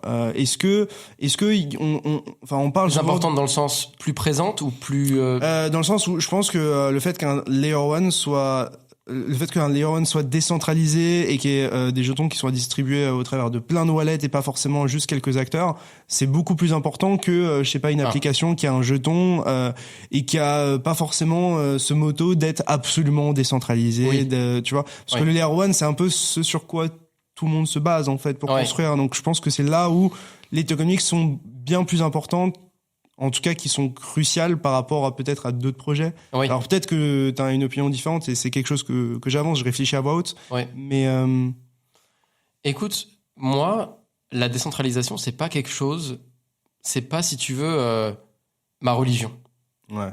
Je trouve qu'il y a beaucoup de projets qui présentent la décentralisation comme une nécessité pure. Nous, par exemple, le token, on n'a pas vraiment envie, en tout cas moi, c'est pas ma vision aujourd'hui, de faire une gouvernance. En mode, tout le monde peut participer. Je suis pas dans cette narrative-là. La gouvernance, c'est nous. C'est nous qui avons conduit le projet jusqu'à là où il est. Ça fait un peu prétentieux ce que je dis, mais on a conduit dans des excès souvent. C'est pour ça que, mais je préfère je préfère pas de gouvernance décentralisée plutôt qu'une fausse gouvernance décentralisée. Exactement. Et c'est souvent ça auquel on aboutit. On aboutit souvent dans des discours très idéalistes. Vous prenez les décisions, même pour des gros tokens, hein. Même pour Arbi. Tu vois? Genre, c'est quoi la gouvernance d'Arbi? Ah mais c'est quoi? C'est sur Arbitrum, il y avait, je crois que au bout de 1 ou 2 jours, ils avaient déjà pas respecté. Ils avaient déjà vendu des tokens alors que la gouvernance avait dit non. Donc, moi, j'ai pété un câble. Comment c'est possible? Comment tu peux perdre aussi rapidement la confiance de ta communauté en aussi peu de temps pour un projet aussi important où c'était si facile de ne pas foirer? Clairement. J'ai un autre exemple qui est fou. Et c'est aussi ça qui me dérange dans la décentralisation, c'est qu'il y a souvent une différence d'alignement entre ce qui est bon pour le projet et ce qui est bon pour les utilisateurs qui ont investi. C'est-à-dire que le projet, il vise le long terme, l'utilisateur, il vise souvent le rendement. C'est pas forcément des visions qui sont alignées. Et sur Solana, il y avait une DAO, je me souviens plus du nom, ça date un peu, ça fait 1 an et demi, un truc comme ça. Il y avait une DAO qui avait levé des fonds auprès du retail. Et il y avait un gars, il avait acheté des tokens super early et il a jamais vendu. Le gars, aux mains d'argent. Ouais. Diamond hand, comme on dit. Il avait jamais vendu. Il s'est retrouvé dans une position où il avait genre 10 millions de dollars de tokens. Okay. Les gens, ils ont flippé, ils se sont dit, si le gars, il dump... Sur un petit market cap. Sur un petit market cap, une petite liquidité, tu vois. En tout cas, relativement au montant qu'il avait. Le Tchad. Ouais, un Tchad. Et la DAO, il a vu ça, il a fait, on va faire un vote pour le dégager. Ah ouais, j'avais vu ça. Évidemment, les gars, ils ont voté oui. Oh, c'est une dinguerie. Évidemment, ils ont voté oui. Pète un plomb. Pour protéger leur argent. Mais la réputation du token, elle a été complètement détruite. Donc tu vois, la différence d'alignement, elle est là. Et moi, c'est ça un peu qui me dérange dans la vision pure décentralisée, c'est que, premièrement, elle est souvent pas vérifiée. C'est souvent hypocrite, en fait. C'est pas des vraies gouvernances où on te laisse gouverner pour des décisions complètement secondaires. Tu vois? Et deuxième point, il y a les différences d'alignement. C'est totalement fou, hein, parce que d'un coup, on peut décider que, lui, il mérite pas ses jetons, quoi. Ouais. D'ailleurs, ça a fait tellement scandale que finalement, ils se sont mis d'accord et il a récupéré, il me semble, une partie, pas tout, hein. Il avait récupéré quelques millions quand même sur 10 millions. Bon, le gars, il s'est quand même fait voler, quoi. Il s'est fait voler. Okay. Donc voilà. Je sais même pas comment c'est possible. Mais comment c'est possible techniquement? Bah, techniquement, je pense qu'il y avait une fonction blacklist sur le token. Est-ce qu'on l'a fait? Est-ce qu'on l'a fait pas? La DAO a voté oui, on l'a fait. Wow. Ok. Ça me fait penser un petit peu aux enquêtes que vous menez. Je pense que ça a été un moyen pour beaucoup de gens de vous découvrir. Et je me demandais, tu vois, vous faites beaucoup d'enquêtes, comment vous les sélectionnez? Comment vous décidez de travailler, par exemple, sur un sujet précis, sur un jeton précis? Quel est un petit peu le processus pour justement publier un petit peu vos recherches sur tout ça et sélectionner quelles recherches vous avez publiées sur les réseaux? C'est super important comment on choisit l'enquête. Et en fait, la réponse, c'est qu'on ne choisit pas l'enquête. C'est l'enquête qui nous tombe dessus. Ouais. Ce que je veux dire par là, c'est que nous, on n'est pas une boîte, on n'est pas à XBT. On pourrait, mais on n'a pas... Trop de problèmes. Pas rentable. Trop de problèmes, on s'attaque pas à la Corée du Nord. Et surtout, nous, notre objectif final, c'est que l'utilisateur aille sur BubbleMap. C'est quand même ça, on est une entreprise. Bien sûr. Notre objectif, c'est que l'utilisateur aille sur l'outil. Étant donné ce constat, ce qu'on fait souvent, c'est qu'on réagit aux actus. Parce qu'on veut que l'utilisateur lise et soit sincèrement intéressé par notre contenu. On a fait cette erreur pendant longtemps de partager des updates de façon un peu égocentrique ou des enquêtes qui nous intéressaient. Tu vois, par exemple, on disait au tout début, voilà, nos recrutements. Regardez, on a rajouté cette fonctionnalité, mais les gens s'en foutent de ça. Ils veulent du concret. Ils veulent lire un truc qui les intéresse. Toi, tu me parlais tout à l'heure de Bonk. Ouais. Si là, je sors une enquête sur Bonk, tu vas kiffer. Ouais. Si je serai en pur kiff. Tu seras en pur kiff. Si je sors une enquête sur Solana, parce que maintenant Solana, ça pump, tu vas kiffer, tu vas lire. Ouais. Et tu vas pas lire parce que c'est BubbleMaps. Tu vas lire parce que c'est un sujet qui t'intéresse, toi. Et c'est ce changement de perspective qu'on a mis en place au début d'année 2023 qui a fait exploser BubbleMaps. On a arrêté de parler de nous. On s'est dit comment l'utilisateur... L'outil au service de l'écosystème. L'outil au service de l'écosystème et au service de sujets qui t'intéressent sincèrement. Ouais. Donc évidemment, ça nécessite quoi? Ça nécessite d'être très attentif au marché, très attentif aux updates. Il y a des dramas, on essaye de réagir. Il y a les cofondateurs de Gala qui s'attaquent en justice. On montre avec BubbleMap comment ça se passe, un peu les coulisses de ce procès. Les gens parlent de BitGet parce que Binance est en train de s'effondrer. On a une super enquête sur BitGet où on voit qu'ils détiennent 100% de leur supply. etc., etc. Ça, c'est le premier point. Derrière, il y a aussi une façon de délivrer ton message. Il faut que ce soit déjà le bon moment, c'est ce que je disais avant, mais aussi avec le bon ton. C'est-à-dire que nous, quand on fait des threads... Des infos assez complètes aussi. Évidemment, il faut que l'enquête soit bonne, et il faut aussi le délivrer avec le bon ton, avec un degré d'humour. Il faut que l'enquête, elle soit sincèrement bien écrite, avec des bons cliffhangers. Ça veut dire que tu cliques sur le thread, t'as envie de voir la suite, tu vois. Pas trop agressive non plus, pour pas avoir trop de soucis, je suppose. Vous laissez l'interprétation au lecteur aussi? Alors ça, c'est aussi un sujet très important. C'est qu'on n'a pas peur de rentrer dans la confrontation. Ah oui, vous êtes dans la bagarre. On n'a pas peur de rentrer dans la bagarre. Et évidemment, il y a un niveau de risque. On s'est déjà pris des menaces, je te passe les trucs par mail, c'est arrivé, tu vois. Mais c'est vrai que la menace est d'autant plus importante que la data on-chain, il y a toujours un degré d'incertitude. Donc nous, sur nos interprétations, quand tu es sûr à 95% d'un truc où tu t'attaques à Uniswap et à A16Z, avant de cliquer, tu sues un peu. Tu te dis, est-ce que j'y vais, est-ce que j'y vais pas? Après, tu sais pas forcément aussi à quel point ça va prendre de l'ampleur, à quel point ça va être lu aussi. Et je pense que c'est aussi ça qui peut peut-être vous rassurer d'une certaine manière, c'est que, on sait pas, enfin, vous avez aucune idée d'à quel point, genre, ça va être relayé. Oui. Et ça peut aussi peut-être vous encourager dans certains cas à prendre davantage de risques, parce que vous êtes encore peut-être plus petit. Oui.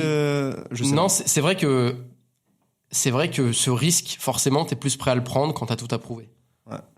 Quand t'es établi, tu le prends peut-être avec plus de On verra précaution. dans un an. On verra dans un an. Peut-être que dans un an, on sera paralysé par la crainte. On n'aura plus posté rien du tout.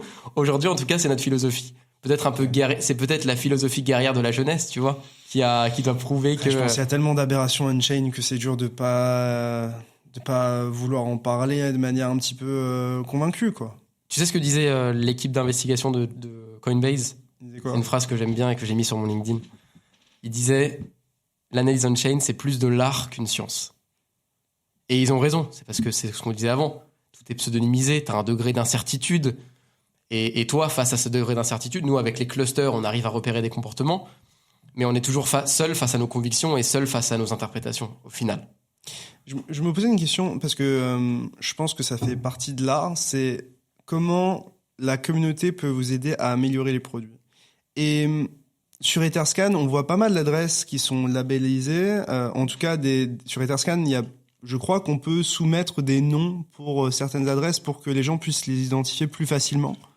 Donc c'est un peu le principe d'entité. Ouais. Donc par exemple sur Etherscan, vous pouvez taper dans la recherche certains exchanges, certaines choses, et vous avez directement les adresses des exchanges, etc. C'est aussi le cas de Arkham, qui crée aussi des entités qui permettent donc de dire ok, tous ces wallets là c'est Binance. De regrouper des wallets. Est-ce que vous prévoyez peut-être d'intégrer ces labels, en tout cas ces libellés, dans votre outil? Je crois que vous avez déjà certaines choses d'intégrer, mais je trouve que c'est quelque chose qui enrichit énormément les analyses lorsque on est amené à utiliser ce genre d'outil comme Bubblemaps. C'est au cœur des enquêtes. Le label est au cœur des enquêtes. Sans label, on est foutu, on est d'accord. Hein. Bah, sans label. C'est dur, hein. Sans label, pour le coup, l'interprétation est beaucoup plus compliquée. Donc effectivement, il y a un vrai enjeu en interne d'aller choper le plus de labels possible. On a une équipe dédiée sur ça, sur le label. Quand je dis le label, ça regroupe aussi les tags.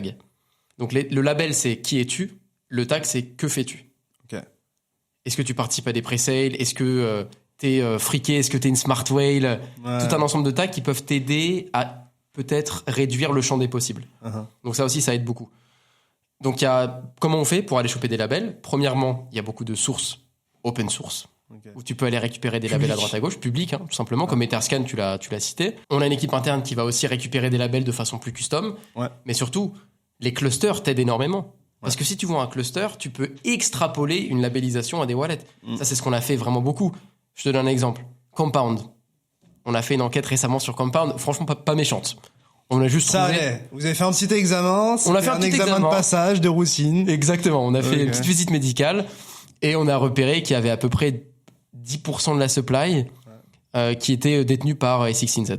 Un peu plus de 10%. Étonnant. Pas toujours les mêmes. Hein. A16Z, ils doivent nous détester à force.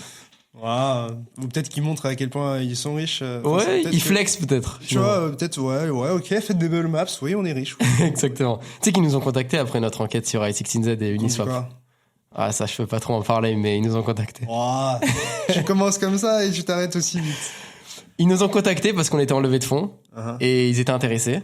Ok. Mais évidemment, ils nous ont reparlé de cette enquête et Bon, la prochaine enquête, vous nous mettez pas dedans, les gars. il y a eu des discussions. Mais pour en revenir à ce qu'on disait juste avant sur Compound, nous, on a repéré un ensemble de wallets qui étaient connectés. Yes. Mais pour en revenir à Compound, on a repéré un ensemble de wallets qui étaient connectés à un wallet en particulier, qui était celui qui distribuait les fonds au VC. Donc, il a suffi qu'un cluster d'un côté soit connecté à ce wallet originel, que un de ces wallets de ce cluster soit labellisé comme A16Z, et on a compris que le cluster, c'était A16Z. Donc, il y a cette idée de transitivité du label. Puis même, en vrai, je pense que c'est facile d'identifier pas mal d'adresses parce que, en fait, au début, ou même au début du jeton, ou même lorsque le jeton commence à être distribué, t'as l'argent qui vient d'un même endroit qui va... Enfin, souvent, t'as une sorte de wallet qui est dédiée à la distribution des jetons au VC, en fait. Je serais pas en train de parler du Big Bang, là. Et donc, en fait, de cette manière-là, tu peux identifier tous les wallets qui sont ceux des VC. Et donc, derrière, tu peux voir un petit peu dans quel aussi, en checkant les adresses, tu peux voir sur quels autres presales ils participent. Ouais. Et en fait, si tu fais le lien entre les projets, si tu regardes la liste des investisseurs de chaque projet, tu peux déduire qui est derrière chaque wallet, en fait. C'est souvent donc, ce qu'on fait. il y a plein de choses très intelligentes et très intéressantes à faire à mes yeux. Et je vous invite tout simplement à le faire, de faire vos recherches à ce niveau-là, parce qu'il y a vraiment des trucs trop intéressants à regarder et qui sont des fois des informations qui sont difficiles d'accès la plupart du temps. Tu sais un peu qui a investi où, mais si tu regardes sur Messari, si tu regardes sur les dernières levées de fonds, souvent sur les levées de fonds qui sont assez récentes, on manque de données. Ouais. C'est-à-dire que les données sont pas forcément mises à jour, ne sont pas forcément publiques, etc. Or, c'est sur les dernières levées de fonds qu'on a envie d'avoir des informations. Mais sur qui se place où. C'est pour ça que la donnée historique est si importante. Parce que si tu regardes une bubble map aujourd'hui, t'es face à l'instant T. Alors que si tu arrives à remonter au moment où il y a eu une levée, c'est des dates qui sont quand même publiques, là tu vas les voir, les connexions, elles sont évidentes. Je voulais revenir sur les enquêtes. Quelles sont les enquêtes que vous avez le plus aimé réaliser, produire, publier, lesquelles vous rendent assez fiers d'une certaine manière? Tu mentionnais Uniswap avec A16Z. Ouais. Tu as mentionné Compound avec A16Z. Bon, dédicace. Est-ce qu'il y en a d'autres qui te tiennent particulièrement à cœur et sur lesquels tu aimerais peut-être un petit peu développer et que tu aimerais présenter, par exemple, Carrément. aux gens qui nous regardent? Il y a 2 enquêtes dont je suis très fier. 3 en comptant celle d'Uniswap, mais on l'a déjà évoqué. Celle de BitGet. Je la trouve incroyable. On en parle ? Ouais. Alors, ce qu'on a repéré sur BitGet, en fait, c'est une discussion qui est plus globale sur les tokens d'exchange. Et on voit bien que c'est un sujet qui est au cœur de beaucoup de polémiques. FTT. La raison pour laquelle FTX s'est effondré, c'est quand même parce qu'ils avaient mis du FTT en collatéral pour faire des emprunts. Derrière, ils étaient sous-collatéralisés. Ils n'ont pas pu rembourser. C'est pas impossible que BitGet ou d'autres le fassent encore. Alors, c'est tellement tentant, en fait. C'est ça qu'il faut voir. C'est que les gars, ils ont des milliards de tokens. Ils ont envie de les faire travailler. Et souvent, ils développent des stratégies qui sont risquées. Je pense que ça fait un peu tourner la tête aussi, c'est montant. Et derrière, ça peut causer le collapse d'un exchange et donc le fond des utilisateurs. Bon, FTX, ça a l'air d'aller. Peut-être les gens vont récupérer leur mise. Au bottom. En bottom, exactement. Vendez-nous nos cryptos. Nous, on veut pas de stablecoin. On veut pas de montant en dollars. Vendez-moi mes Ethers. Je suis d'accord. Mais bon. Tu vois ce que je veux dire? C'est mieux que zéro. Oui, mais moi j'avais des Ethers dessus. Je sais. Moi, excuse-moi d'évoquer des sujets sensibles. Non, mais tu vois ce que je veux dire. C'est comme on me dit genre on a tué ma voiture, on a écrasé ma voiture. J'avais une F40, une Ferrari, c'est une F40. Okay. C'est une voiture de collection, il y en a très peu. Et ben on me dit on va te donner l'estimation qu'on avait de cette voiture-là. Ouais. Cette voiture-là, je l'aurais probablement pas vendue. On me la sous-estime et peut-être que dans 10 ans, elle vaudrait 10 fois plus cher. Ouais, j'avoue. Non, mais je comprends. Tu vois ce que je veux dire? C'est compliqué. Après, je me mets aussi à leur place. Tu vois, t'as envie aussi de rembourser la majorité des gens, mais bon, j'ai fait une fixature ça, hein, mais. Ouais, non, mais je sais. Mais je pense que c'est important d'en parler. C'est important d'en parler et c'est important de faire en sorte que ça n'arrive plus. Ouais, exactement. Parce que ça, c'était vraiment quand même catastrophique pour l'écosystème. On est rentré dans le bear market à cause de ça.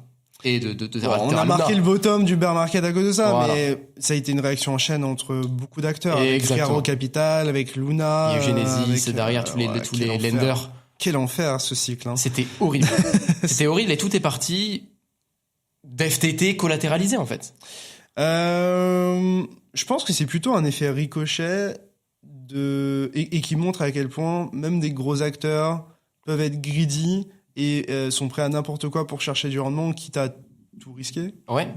Mais je pense que dans tous les cas, c'est pas une bonne pratique. Mais je pense pas que c'est nécessairement eux qui ont qui ont initié tout ça. Enfin, en tout cas, dans tous les cas, en fait, le truc, c'est que qu'est-ce qui se serait passé si Terra Luna n'était pas tombé, si Free Arrow Capital n'était pas tombé, si Celsius, Genesis, etc. n'avaient pas eu de soucis. Bon, on refait beaucoup de fois le monde avec des sites, tu vois. Bitcoin serait à 200K, mon gars. Non, mais tu vois là où je veux en venir. C'est-à-dire que dans tous les cas, la stratégie de FTX n'était pas bonne.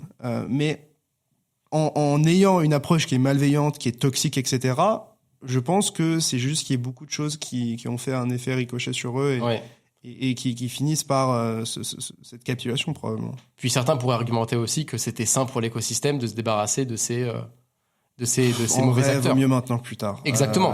Après, peut-être que ça aurait jamais été le cas parce qu'après ils se seraient régulés ou je sais pas ils quoi. auraient rattrapé. Mais tu vois, même moi qui ai été affecté par FTX, je suis content qu'on s'en débarrasse. Tu vois. Ok. Parce que moi, j'ai envie que l'écosystème avance dans le bon sens. Et alors, peut-être qu'on peut avoir ce sacrifice et qu'on en aura quand même un autre et qu'on aura rien appris. On en aura d'autres. Mais je préfère qu'un SBF soit en prison maintenant et qu'il ait des problèmes maintenant que ce soit quelqu'un qui soit adulé, qui prenne peut-être plus de pouvoir, qui s'enrichisse encore plus personnellement et qui mette à terme l'écosystème en danger parce que parce que c'est quelqu'un de détestable, quoi. Mais surtout, la confiance qu'il avait était monumentale. Tout le monde. Mais même moi. C'est ça qui est ouf. Mais tu sais que moi, j'ai fait l'ICO du FTT. Ah oui. Et à l'époque, je buvais ses paroles. J'étais à fond derrière. Mais que toi, tu lui fasses présenté confiance. comme un petit génie. Mais même avant que, tu sais, il y ait le gros marketing, qu'il y ait les régulateurs qui fassent copain, tu vois. Ouais. Déjà, à ce moment-là, il a été présenté comme un mec brillant, qui voit des choses que les autres voient pas, etc. Et même moi, je me disais, c'est un peu chelou, mais j'accepte de me faire berner parce que j'ai peut-être fait de l'argent avec son FTT ou parce que de ce qu'on voit, ce qu'il fait, ça a l'air de plutôt bien se passer, alors qu'au final, c'est idéalisé. Et c'est pour ça que j'invite tout le monde à faire extrêmement attention lorsqu'il est question d'idéaliser quelqu'un. Que ce soit des influenceurs, que ce soit des gens qui ont une position importante, qui dirigent des grosses boîtes ou quoi que ce soit. Et même moi, tu vois, quand je partage des choses qui fonctionnent bien, les gens, je pense, du coup, me donnent plus de crédit et me donnent peut-être davantage de confiance. Faites attention. Faites attention à moi, les gars. Non, mais dans le sens où je pense qu'à partir du moment où tu t'es aveuglé au point de prendre quelqu'un pour un gourou et de le suivre, peu importe ce qu'il fera, je pense que c'est le meilleur moyen de se foutre en l'air et d'avoir quelque chose qui est assez grave et qui peut te tirer vers le bas, donc des événements assez négatifs, quoi. Donc c'est pour ça que voilà, le culte de la personnalité en général en crypto, je pense que c'est quelque chose à éviter. Et je pense que beaucoup de gens aussi ont idéalisé Sisi. Oui. Alors qu'au final, Lecrasse, il a dû en faire plein. Il sort en grand seigneur, quand même. Pour moi, il sort en grand seigneur. Ouais. Mais moi, j'ai entendu plein de choses en off qui sont très sales. Et pour moi, t'arrives rarement à devenir milliardaire aussi vite en étant uniquement brillant. C'est une discussion intéressante sur la nature du pouvoir et la nature de la richesse aussi. À quel point ça change les gens. Ouais, mais après, c'est compliqué. Mais revenons sur les enquêtes. Je vais faire une transition en fait qui est naturelle, c'est que ce qui s'est passé sur FTX et le culte de la personnalité que tu décrivais, c'est que les gens n'ont plus fait leurs recherches du tout. Ouais. Tu sais que la bubble map d'FTT, nous on l'a. Elle était dégueulasse. Mais il n'y avait pas plus de jetons en circulation que de jetons déclarés en circulation ? Non, tu sais que je crois... Il y avait une sombrerie comme ça. Il y avait une sombrerie que FTT, il y avait 80% de la supply qui était déjà pour eux et 20% en circulation. Pourquoi c'est déséquilibre ? Pourquoi quand tu es une plateforme d'échange, c'est ça que je te parlais tout à l'heure de tokenomics, et tu me disais 80%, c'est abusé. Parce qu'un exchange, ça pas une vocation c'est des acteurs qui sont ultra centralisés, qui essayent d'utiliser une approche décentralisée pour faire du fric, sans rien changer à leur approche. Faussement décentralisé. Oui. Pour donner un exemple, Binance, quand ils ont fait l'ICO de BNB, c'était 50%. Mais je pense pas qu'ils soient forcément à se dire que leur jeton est décentralisé. Je pense que les gens peut-être surestiment la valeur de ces jetons-là, ou peut-être que parce que c'est des produits qui marchent. Tu vois, en crypto, il y a pas tant de produits qui marchent. Oui, tu veux dire l'exchange. Voilà. Ouais. L'exchange réussit, et donc... du coup, tu te dis, vu que le token est associé, ça va bien marcher. Mais il faut quand même être vigilant sur les tokenomics. FTT, c'était vraiment suspect, déjà de base. Ouais. On l'a tous oublié parce que c'était SBF. BNB, on n'a pas la bubble map de BNB. Comme je te dis, c'est pas un token ERC20. Donc on va l'avoir, mais on l'a pas pour l'instant. Je serais super curieux de voir à quoi elle ressemble. Pour revenir à BitGet, J'ai hâte de l'avoir. la bubble map de BNB, ouais, moi aussi, ça va être ouf. Après, il y a quand même une activité un peu plus économique, tu sais, avec la BNB Chain, davantage d'acteurs, etc. Je suis d'accord. Mais je pense que ça reste. Ils ont développé une vraie économie avec leur token. Bah, le lancement de la BNB Chain, BSC à l'époque, ça a tout changé pour le BNB. D'ailleurs, c'est ce qui se passe avec BTC. Ouais. Le développement des BRC20, c'est incroyable pour BTC. Parce que ça crée une vraie économie. C'est pas seulement de l'or numérique maintenant, BTC. Enfin bref. Ouais. BitGet. Revenons à nos moutons. Donc BitGet, on voit leur bubble map. Parce que nous, on aime bien regarder les tokens d'exchange. Et on voit qu'il y a 75% de la supply dans genre 7 wallets connectés. Énorme cluster. Honnêtement, on aurait dit un shitcoin, le truc. J'ai vu ça, je me suis dit, c'est pas le bon token, j'ai pas pris la bonne adresse. Moi, j'ai peut-être quelques explications pour ça, parce que moi, du coup, je suis assez familier avec le produit et ce qu'ils font, etc. Et donc, j'aurais peut-être des trucs à... Bah, je suis très chaud, mais en tout cas, les 75%, ça matchait sur le white paper.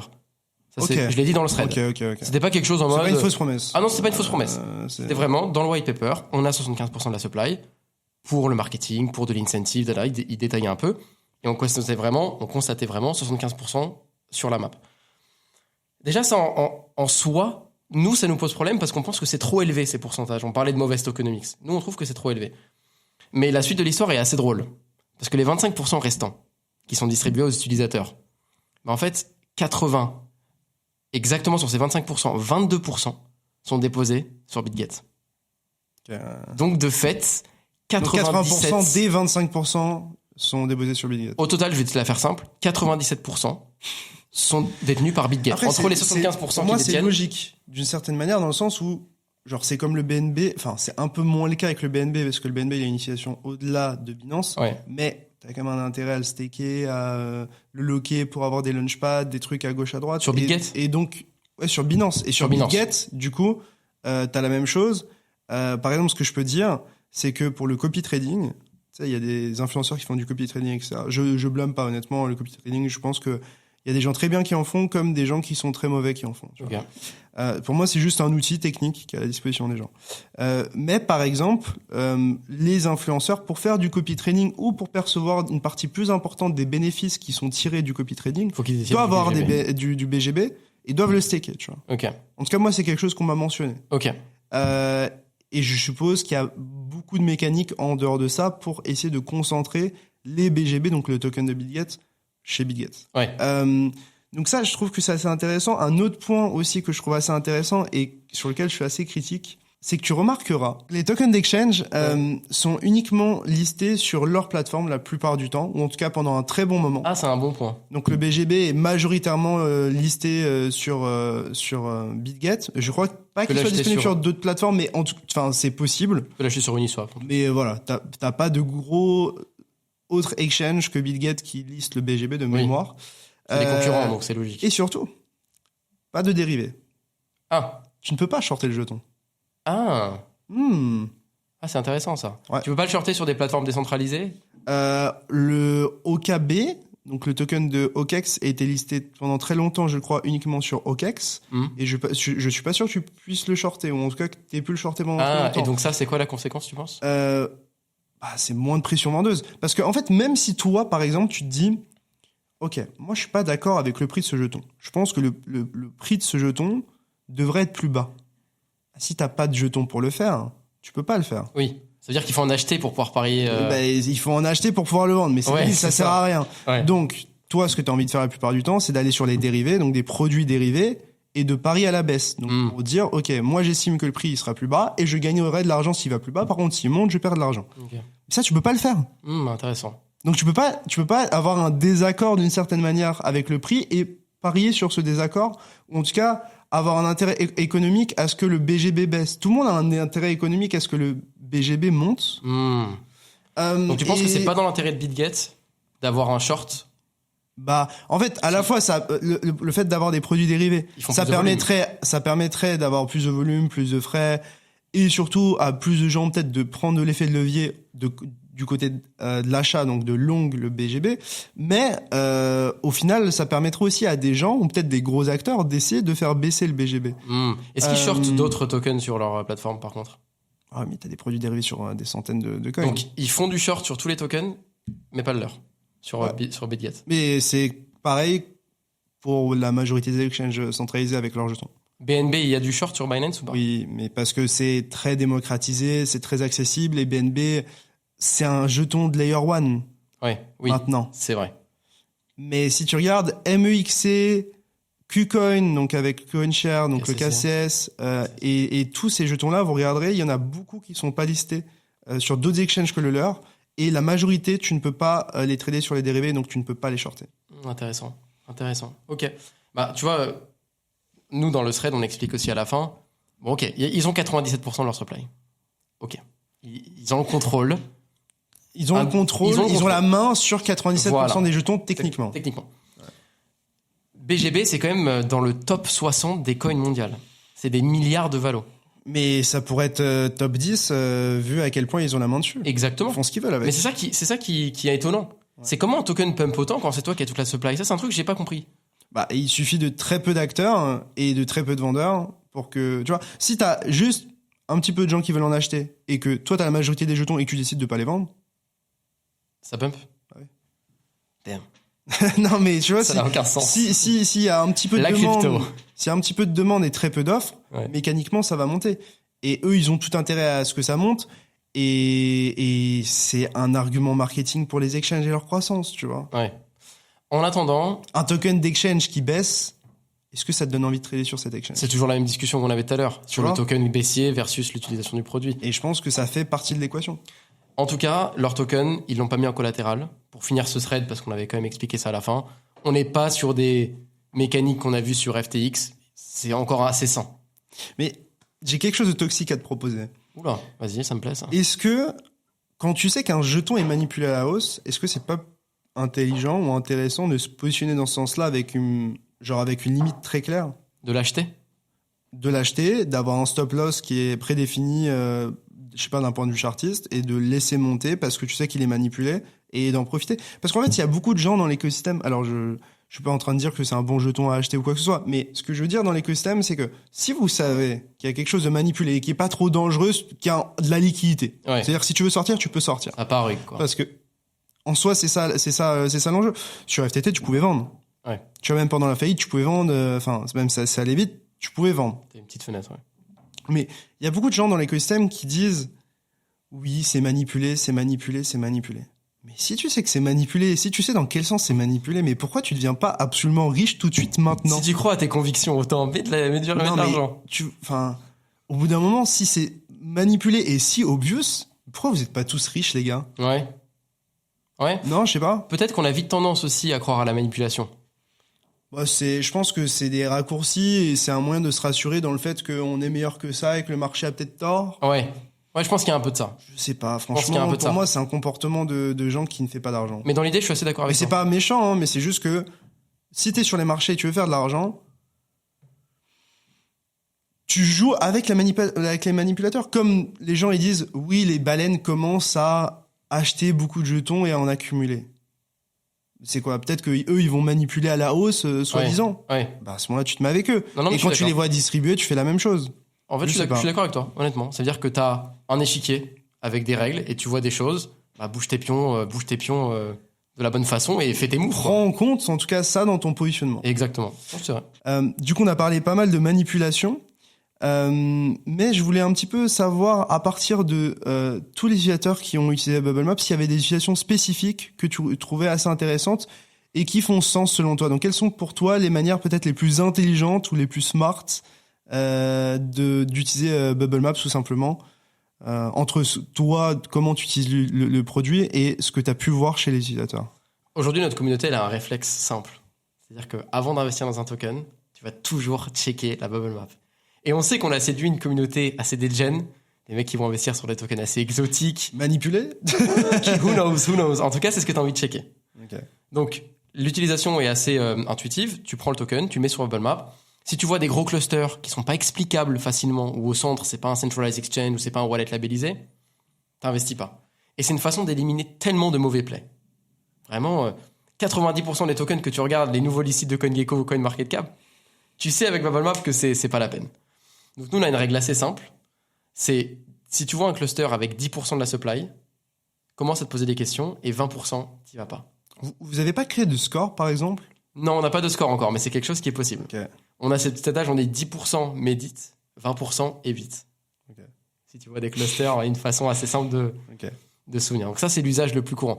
Moi, l'usage que j'en fais, il est clairement... Après, t'as des déployeurs, etc., qui font que par défaut, des fois, tu vas être obligé de concentrer beaucoup de jetons sur certaines adresses. Il faut juste les exclure, c'est ça? Tu peux les exclure. Après, si un déployeur envoie 20% de la supply, il faut aussi se demander à qui. Pourquoi un déployeur autant... C'est vrai pour des ICO, mais pour des petits tokens qui se lancent, c'est moins clair. Ouais, mais si t'as des mécaniques, je sais pas, de pool, de farming, et que t'as une concentration des jetons, ça peut se faire d'une certaine manière naturellement sans en faire quelque chose de scammy. Ça arrive, c'est ce qu'on appelle des clusters sains. Mais nous, la plupart, on dirait un docteur. Mais nous, ça fait beaucoup rire. J'aime beaucoup. J'examine. Mais nous, la plupart du temps, ce que tu décris, les pools, le farm, c'est des wallets de contrats qu'on cache sur la map. Ah, vous les cachez par défaut. On les cache par défaut. Ouais. Tu peux les afficher parce que nous, ce qu'on veut voir, c'est des interactions entre des wallets d'investisseurs particuliers, comme toi et moi. Yes. Donc là, dans ces cas-là, quand tu vois des clusters importants, il faut quand même te méfier. Maintenant, moi, l'utilisation que je fais de Bubble Maps, elle est plus poussée. Elle permet de faire des enquêtes qui sont bien plus intéressantes. Et c'est le cas d'un ensemble d'analystes on-chain avec qui on travaille. Je redédicace à CryptoSlow, qu'on a recruté effectivement, parce que lui, c'est un gars qui a fait des enquêtes incroyables sur des collections de NFT qui ont rug, il a même collaboré avec Mediapart sur une enquête, où des influenceurs ont fait des dingueries. Il s'est chauffé. Il a construit une audience grâce à ça. Franchement, il a vraiment fait quelque chose de propre. Et c'est aussi des gars comme ça qui nous orientent sur le développement du produit. Ouais. Parce que lui, ses enquêtes, elles partent souvent d'un wallet. Un gars qui s'est fait scammer, tu veux reconstruire l'histoire, tu veux suivre les fonds. Et c'est pour ça qu'on développe Bubble Maps dans cet axe-là aussi. Ok. Et on a beaucoup parlé de Bubble Maps, mais je voulais quand même peut-être clôturer cette interview avec toi. Dans quoi tu investis personnellement? Et est-ce qu'il y a des écosystèmes ou des choses dans lesquelles tu as pas mal de convictions et qui pourraient peut-être surprendre les gens qui nous regardent? Ma réponse va peut-être te décevoir. Non. Me dis pas que t'es trop préoccupé par ce que tu builds et que du coup tu n'investis pas. J'en peux plus d'entendre ça. Alors c'est un peu plus riche que ça. Ok. C'est un peu plus riche que ça. Parce que je refuse de croire que tous les builders n'ont pas de crypto, n'ont pas de Bitcoin, etc. Attends, pas du tout. Non, moi j'allais dire un truc plus simple. Je le prends personnellement, mais tu vois ce que je veux dire. Avoir des tokens un peu risqués, du bon que tu parlais tout à l'heure, du Dodge, ça prend vraiment, c'est une charge émotionnelle, honnêtement. Et qui est un peu distrayante, ça veut dire que tu as du mal à te concentrer. Moi, je suis plus simple. Bitcoin, Investisseur Ether. long terme. Investisseur long terme, Bitcoin, Ether. J'ai quelques petits plays un peu degen, des fois on me partage des tokens un peu shitcoin. Obscurs, un peu shitcoin, mais c'est tout. Maintenant, pourquoi j'en suis arrivé là? C'est là où je te dis que c'est un peu plus riche que ça. C'est pas seulement pour me reposer l'esprit. C'est aussi parce que la réalité du terrain, c'est que la DeFi aujourd'hui, c'est devenu extrêmement compliqué de la naviguer sans risque. Ce que je veux dire par là, c'est que regarde ce qui s'est passé récemment avec Ledger. Ledger qui annonce qu'il y a eu un problème avec Ledger Connect. Et que d'un coup, c'est SushiSwap. Ça fait peur. T'as un problème sur toutes les dApps. Qu'est-ce qui se passe? Concrètement, c'est qu'aujourd'hui, les cerveaux les plus brillants du monde ont compris qu'il y avait un trésor de guerre mondial. C'est la crypto qui est bloquée sur nos wallets, sur du staking, sur des bridges. C'est des milliards et des milliards qui sont là et qui sont protégés par des lignes de code. Ces mecs-là, c'est des génies. Et il y a 20 ans, c'était des white hats. Parce que c'est facile d'être le bon élève quand tu veux te faire 10 000 balles et que tu es hors la loi pour 10 000. Maintenant, être hors la loi pour 10 millions, là, on parle. Ça se réfléchit. Ouais. Et je le dis de façon objective.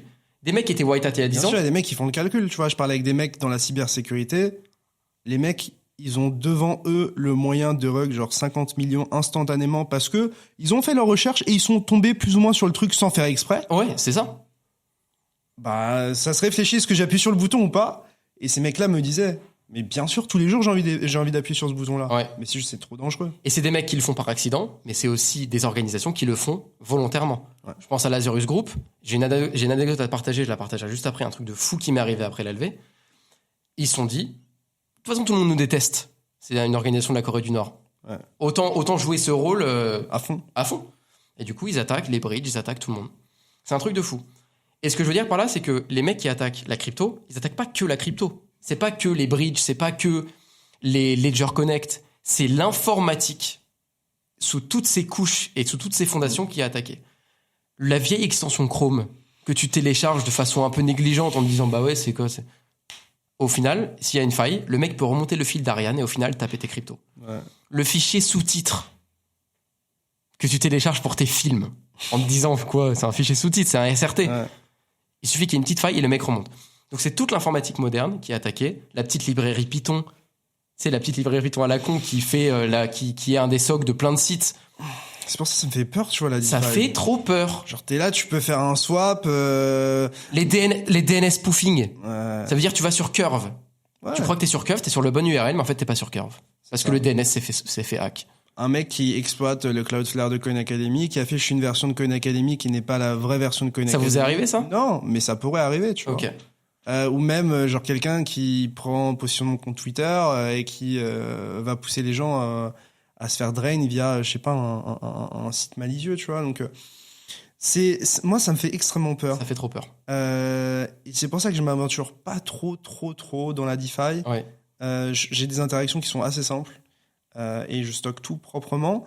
Est-ce que tu aurais peut-être, pour terminer cette interview, des recommandations, des choses qui te paraissent essentielles lorsqu'on s'intéresse aux cryptos et lorsque on commence à avoir des interactions qui sont peut-être un peu plus avancées, parce que toi, je pense que des super vilains, ou en tout cas des personnes malveillantes, tu t'en vois régulièrement avec les bubble maps, quoi, Ouais. et tout ce qui se passe dans l'écosystème.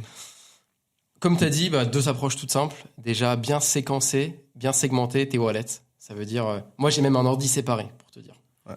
Mais je vais un peu loin, tu vois, dans le truc. Ouais, Mais vraiment, on n'a pas ce budget-là. Hein. Ouais, non, mais je te dis même pas un ordi cher, un petit ordi Oui, bien sûr. que tu as reboot, qui est Ouais. pas connecté à Internet et sur lequel tu as tes wallets Ledger, etc. Tu vois.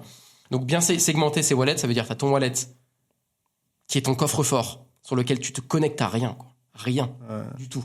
Sur lequel tu fais juste de transactions de MetaMask à MetaMask vers un wallet qui est un autre wallet un peu plus, on va dire, poubelle, tu vois, Ouais. sur lequel tu peux faire des trucs. Mais vraiment, il faut que tu aies cette segmentation pour protéger tes assets précieux. Et il y a même des gens qui ont différents niveaux de segmentation.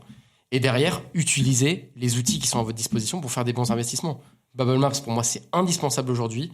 Les outils comme Revoke Cash pour revoke les allowances, avoir une sorte d'approche sanitaire quand il s'agit de tes investissements et des outils que tu utilises, ça c'est extrêmement important.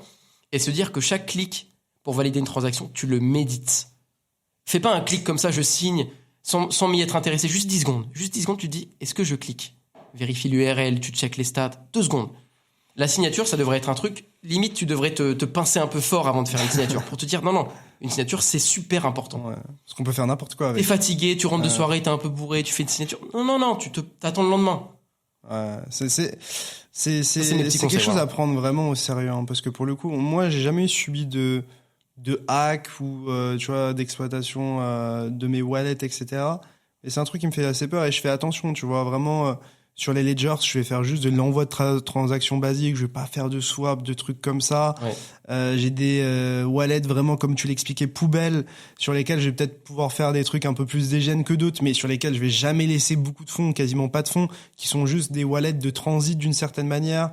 Enfin, je pense qu'il y a plein de mesures à prendre. Dans tous les cas, c'est un truc qu'on va couvrir sur Coin Academy. On a déjà couvert pas mal de choses. Mais voilà, je pense que c'est un truc à prendre vraiment au sérieux. Et je pense que aujourd'hui, on aura pas mal parlé quand même de sécurité et de distribution de jetons de on-chain. Peut-être un mot de la fin de ton côté. Où est-ce qu'on peut te suivre? Où est-ce qu'on peut suivre comme Bubble Maps? Est-ce que peut-être, je sais pas, une petite alpha? Je peux partager l'anecdote que j'évoquais juste avant comme mot de la fin? Bien sûr. C'est intéressant. Pour nous suivre, @BubbleMaps partout, sur Twitter, Insta, etc. Telegram. Mais l'anecdote qui nous est arrivée juste après la levée, elle va te faire rire. On annonce la levée de fonds online. J'ai très peur. Ça fait pas mal parler, etc. Et je reçois un mail d'un de mes invests qui me dit « Ouais, Nico, on a développé ce petit outil pour les boîtes de notre portfolio. » C'est Momentum 6, il en a parlé après sur Twitter. On a développé ce petit outil de monitoring de trésorerie pour les boîtes de notre portfolio. Tiens, check vite fait, je pense que ça pourrait vous plaire. Dans le ton de l'email, j'ai senti qu'il y avait un truc qui allait pas. C'était un peu trop formel. Le gars, c'est mon pote, c'est mon bro, tu vois. On parle sur Telegram, c'est vachement léger. Dans le ton, j'ai senti qu'il y a quelque chose qui allait pas. Je lui envoie un screenshot, je lui dis « T'es sûr que c'est toi? Ça me paraît chelou. » Et il me fait « What the fuck ?» Et en fait, le truc de ouf, c'est que ça venait de son email.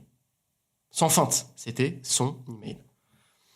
On fait examiner le mail, et le contenu de la pièce jointe qui était dans ce mail, c'était Lazarus Group, qui target en fait toutes les boîtes qui lèvent.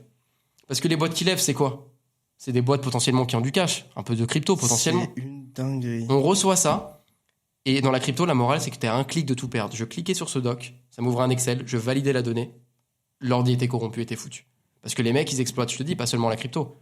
Ils exploitent des failles, 0 day, des problèmes sur Excel. Ils ont de l'avance. Ils ont de l'avance de fou.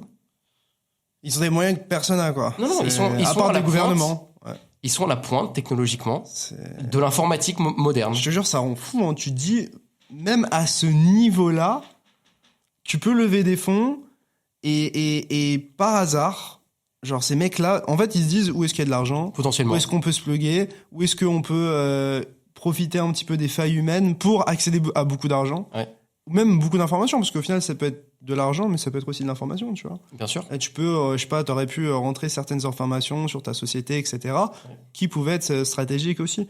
Et ça, on parle pour Bubblemas, mais imaginez peut-être d'autres grosses sociétés aussi, qui peuvent être très importantes dans l'écosystème et qui pourraient créer, tu vois, par exemple, on pense à des exchanges, hein, Binance, etc. S'il y a des failles humaines à l'intérieur de Binance, ça peut créer beaucoup de soucis, quoi. Ouais.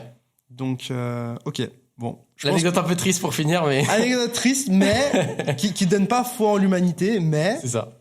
Comme quoi, il faut faire attention et quand on a les bons réflexes, on peut éviter le pire. Bien sûr. Et surtout que l'écosystème crypto est quand même un très bel écosystème. On a parlé beaucoup de choses négatives, mais faut pas oublier que voilà, on a de la transparence, on peut voir ce qui se passe. Ce n'est pas le cas dans le système traditionnel. Donc voilà, je pense qu'on finira sur ces doux mots. Merci à toi, Nicolas. Merci d'être passé et on se retrouve très vite. Merci, frérot. C'est Nicolas. Tchuss. Ciao.